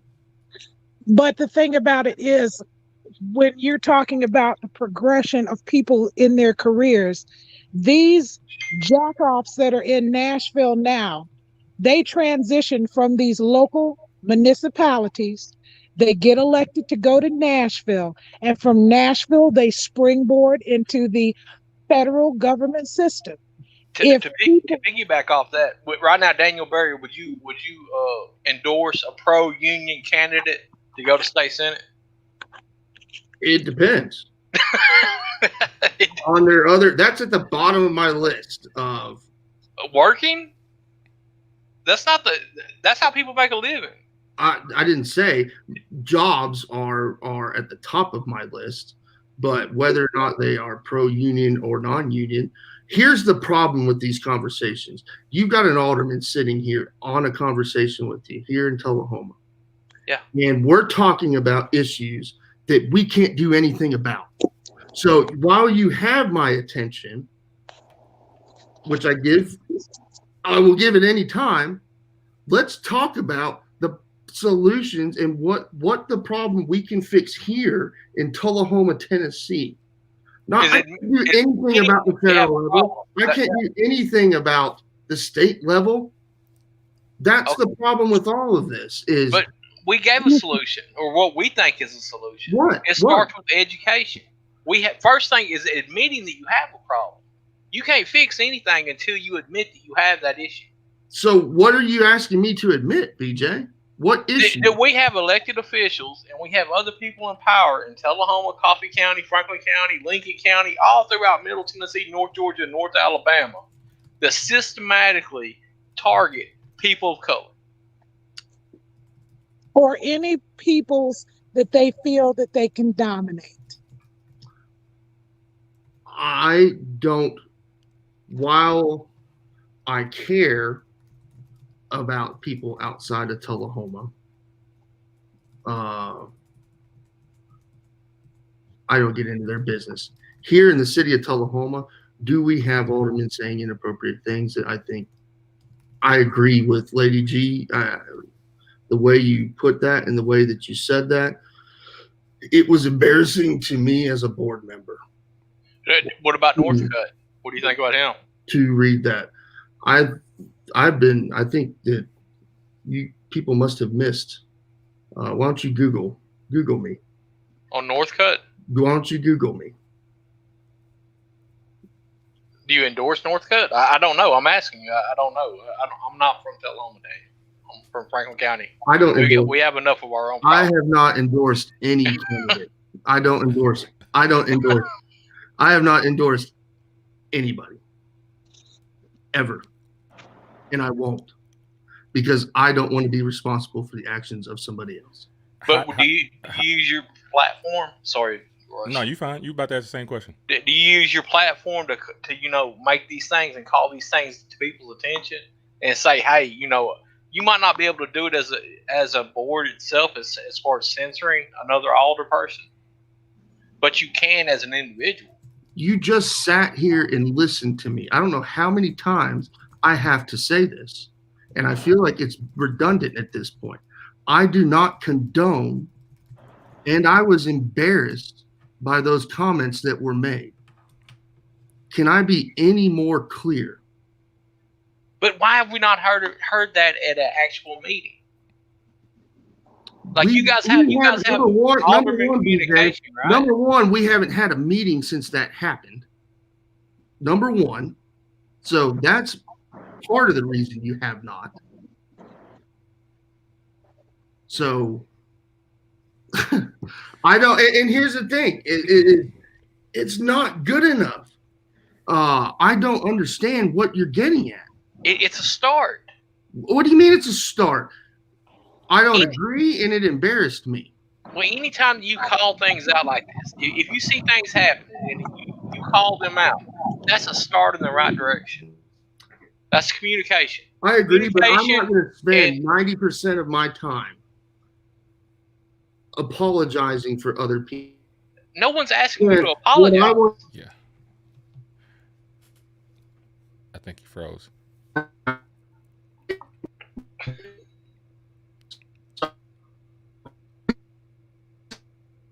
Hold up, we had a 20-30 minutes here. There you go. I missed all of that, but because it stuttered. But I think this is okay. So I agree with everybody on this, and just to be like the medium of this thing, as we get into our last little 10 minutes here, some of the people are, some of the comments are asking, for as Daniel, he's like, they're saying, give an example of what the alderman can do and what they are doing about it. So let's just say the acknowledgement part. Cool. Daniel's acknowledged himself that he knows that these things are happening when it comes to systemic ways everywhere, but he speaks here in Tullahoma also.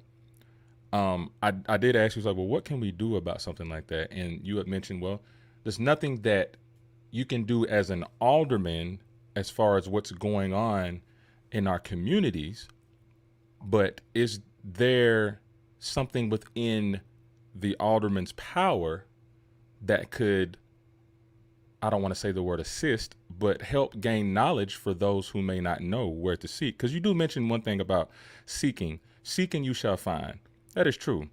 You feel me? Yeah. But there are also things that people may not know what to seek because they're just a product of their environment and all they know is what they know. Are there programs? Who can we speak to bring particular programs to our gymnasiums, D.W. Wilson, C.D. Stamps? Mm-hmm. Where are those? How can we make that happen to educate our youth, our adults who may not know anything about economics, real estate? I'm going to keep throwing in Black history education. Hello, Board of Education. What's a start in bringing those things into those minority communities that may not know what to seek?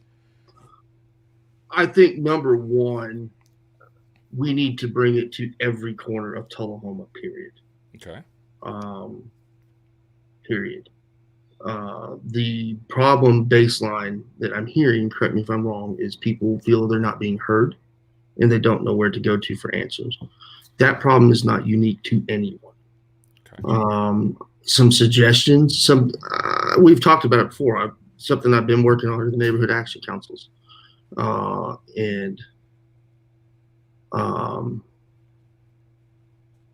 hate using the word council now because people are defining that however they want. I think the town hall, I just did a live yesterday where I talked about how our city government works. Tune into that. I held 3 town halls over bullying, how to identify you're being bullied, how to identify if you are the bully. And then the third one, we brought in school and city resources to talk about where to go and who to talk to. We should be doing more of those. Royce, I think that you can play a part in this. Instead of, we just spent 30, 40 minutes. I'm not even sure what we talked about. We could have used this time to talk about some of these issues, to educate on where to go and look for resources and tools. So I would reach out to people like you and say, let's use your 1,600 person viewership and let's do a show on, pick a topic on city government, pick something. If you want to talk about programs, the city has a list of things. We have a program director, Lyle Russell at Parks and Recreation. Oh, I thought that job was up for grabs because I sure enough applied for that mug and then it just dropped. No, he's been the guy for years. Well, not that one, but the one that's under that. I think that was posted and they dropped it. Filled. Yeah. I need to so that's a way. You want to do a town hall? Give me a date, give me a time, give me a place. I suggest a big place. I am personally, I have some friends. I don't want COVID and mass debates and all that garbage aside. It's serious and we should be taking it seriously. But let's use the tools that we have instead of having conversations about how terrible. We know that there's terrible people. And yes, we need to acknowledge that. Let's acknowledge that. Let's move on. But when we're spending time talking about that, we're not spending time talking. And we're not discussing how we can be progressing, how we can take action.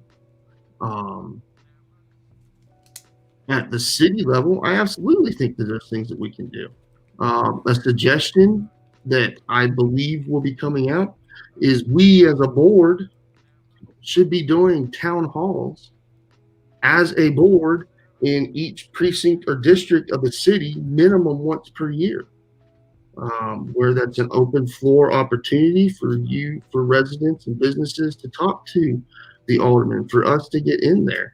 I think that each of us aldermen, I personally drive around to each precinct in neighborhood in Tullahoma once a month. Sometimes you'll catch me on the side of the road picking up garbage.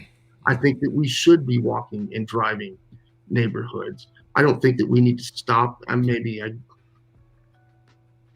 guess we do. I mean, I don't care about the accolades. I go out and get the information I need to do my job. And I do my job. And so, there's a ton of suggestions right there. All right, let's act on it. Yeah. Go ahead. When you have these town halls, we have not just Senate, but we also have House representatives that represent us in these areas. Mm-hmm. Why you say the local government is powerless to address certain things, but why are we not engaging these people who are being paid from these districts to come and participate in these town halls? I mean, we can't get our representative Iris Rutter to even blow her nose to come and talk to anybody here in Franklin County, even though they elected her to represent us. But she doesn't want to hear from anybody who's not stroking her ego. We asked Janice Bowling to come over here we wanted to plan a town hall because we wanted an open forum. And I kept getting, well, I will get back to you. I will get back to you. Well, I mean, how are we going to affect change if our elected representatives in Nashville who won't show up? And that's what people need to see. If they're not willing to come here and address the constituents that they represent, I mean, Iris Rudder, I asked her to take a picture with me. And she's like, why would you want to take a picture with me? You're a Democrat. You're also representative of me because the majority of the voters in the 39th district made you our representative. Why wouldn't I take a photo with you? And she didn't want to take a photo. So, I mean, what is that saying about the people we're sending to Nashville? This is not going to be the answer that anybody wants to hear. I have a different approach. I'm very hands-on. I'm not a very public, but I love sitting down in conversations. I don't always enjoy Royce's rant, but I do. But the question that you asked there is, why are these people keep going to the state and federal level? Well, because the people are electing them. That's what I was gonna. You know so, what? You ain't even gotta elaborate. Because that's what I was gonna say. But understanding where both of you guys come from. But this is what I'm gonna do. Because I feel like this needs to be a part 2. Daniel, you brought up some good points. Lady G, always bringing up some good points. BJ, you know what I'm saying, my man, always bringing up some good points. Now I appreciate all of you. I didn't mean Lady. I think Lady G popped off. Let me tell her. Okay. Yeah. Sorry about that. Y'all both had some good points. But we do have to wrap this up. But I think I want to have a part 2 of this, because I feel like we went in another direction in a good way, even though we were fishing, trying to figure out, okay, what are we talking about? And then we found out some things that probably we can do as a community, as a whole, along with our government officials. You feel what I'm saying? I'm really excited about that. And I'm actually taking down, what you were saying, Daniel. I know I need to utilize my platform a little more on things like this, because that was my whole goal at the end of the day when I came back here, is to work with the youth, to work with the citizens of Tullahoma who may not know what to seek. And hopefully this platform and anybody else can direct them in that in that particular area they need to go to know. I mean, a lot of people are talking about expungements and stuff, how to get some of their records expunged and stuff. A lot of people in the hood and stuff don't know about that. So they just resort back to what they know. You feel me? So I think we need to have a part 2 with this, and I'm going to change the title. But I do thank you guys, for coming on, speaking your thoughts, lose your mind. I've always tried to make this platform just where everybody can speak. I'm not going to hold y'all in the green room because I got to go to bed. You know what I'm saying? Everybody's got to get some sleep, and I got to eat. But Autumn and Barry, we appreciate, your words. You know what I'm saying? One thing I can say, a lot of things I can say about you in a good way, man. But for one thing for sure, you're going to show your face. You're going to talk, whether people disagree or agree. But at the end of the day, hopefully we all left with something to think about and hopefully progress in the future. Sade, tell me what you need, what want done, and I'm here to help. Amen to that, man. Lady G, always coming through, spitting that knowledge, you know what I'm saying, unapologetically. BJ always putting the icing on the cake. I think you and Barry, you know what I'm saying, y'all could be good friends. I need to go fishing or something, you know what I mean? I sense a little friendship here. But no, man, we appreciate y'all, man, and I'm just gonna, let y'all get off of here. Can I leave you with one thought, Royce? Go right ahead. You have a platform here with people listening. And I think that you can use this, don't take this the wrong way, for a lot more good. You and I have talked, and I know that you're intent. I'm not saying that you're not, but I think that this can be used to do more education and to get more involvement and to be used as a springboard for action versus cyclical conversation. And I hope I will help in any way possible. I don't mean that that's constructive. Nah, bro. Like I'm me, bro. Like, believe me. You got a platform bigger than I have, and I'm an alderman. I mean, you know, it's all about the people, man. You know what I'm saying? Once you realize that, you know, I'm a small fry, bro. Like, the people are the one that's making this happen. You feel me? But I feel what you're saying, though. Real talk. That was my initial thing.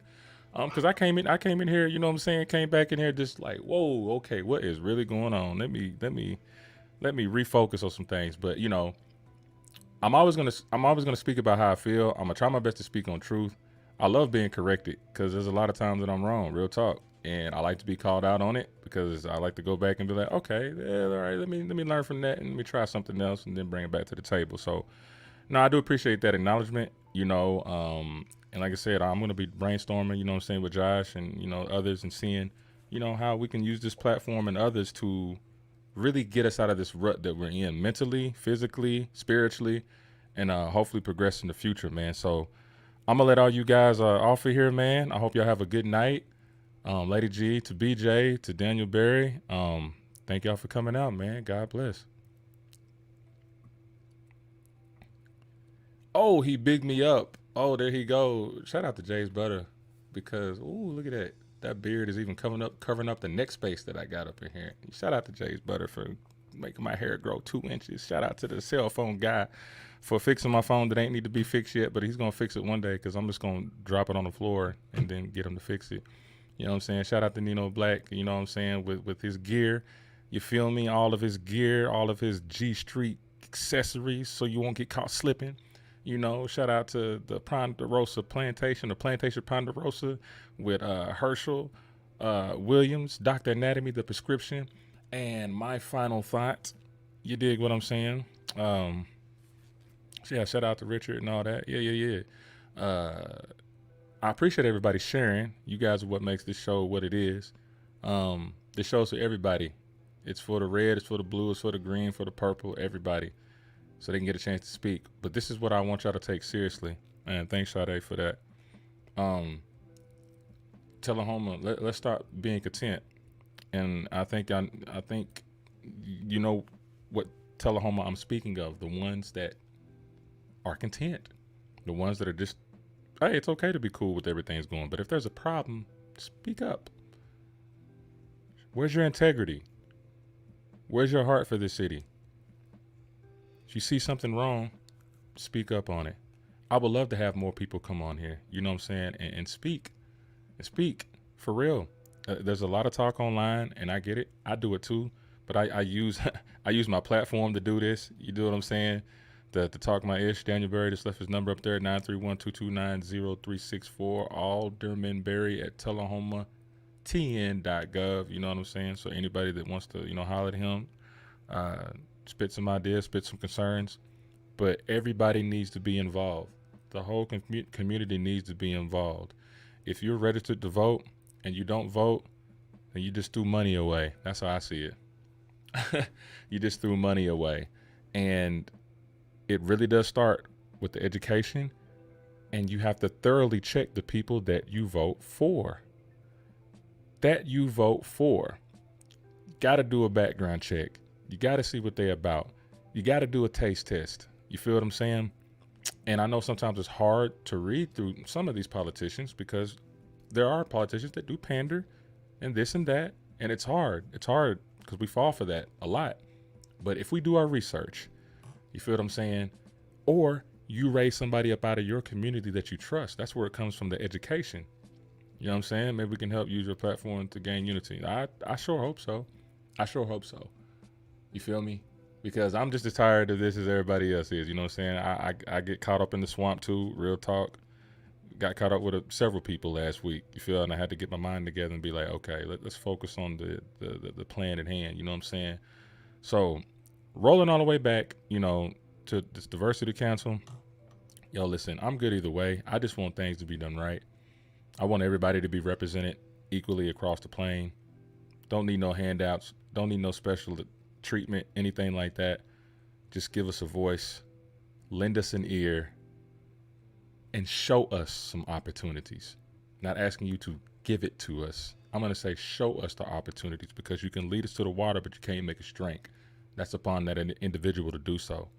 And that's upon that person within those families to do that. All my fathers, if you're not stepping up, step up. All my mothers, if you're not stepping up, step up with your children. Take care of your family. You dig what I'm saying? But yeah, I'm going to do some planning about all this, man. I appreciate everybody tuning in. I appreciate everybody sharing. Like I said, we're going to look at the logistics, man, and see who's been sharing and see who our top fans is, you know what I mean? So hopefully by the new year, Herschel Williamson gives somebody that free weekend at the Plantation Ponderosa, or get some G Street accessories. And pretty soon, I don't know how y'all feel about, getting some Royce's Rant gear, but that's coming up, man. We're talking about that, getting some wristbands, man. You know what I mean? With the official logo on there and the official saying, speak your thoughts or lose your mind. I'm sure somebody can spend $3 on me. Support the grind. You feel what I mean? I love y'all, man. So anyway, without further, man, I'm your boy Royce the Voice, Orange Click, Orange Leaders. Shout out to K-Team. Speak your thoughts or lose your mind. And we up out of here, yo.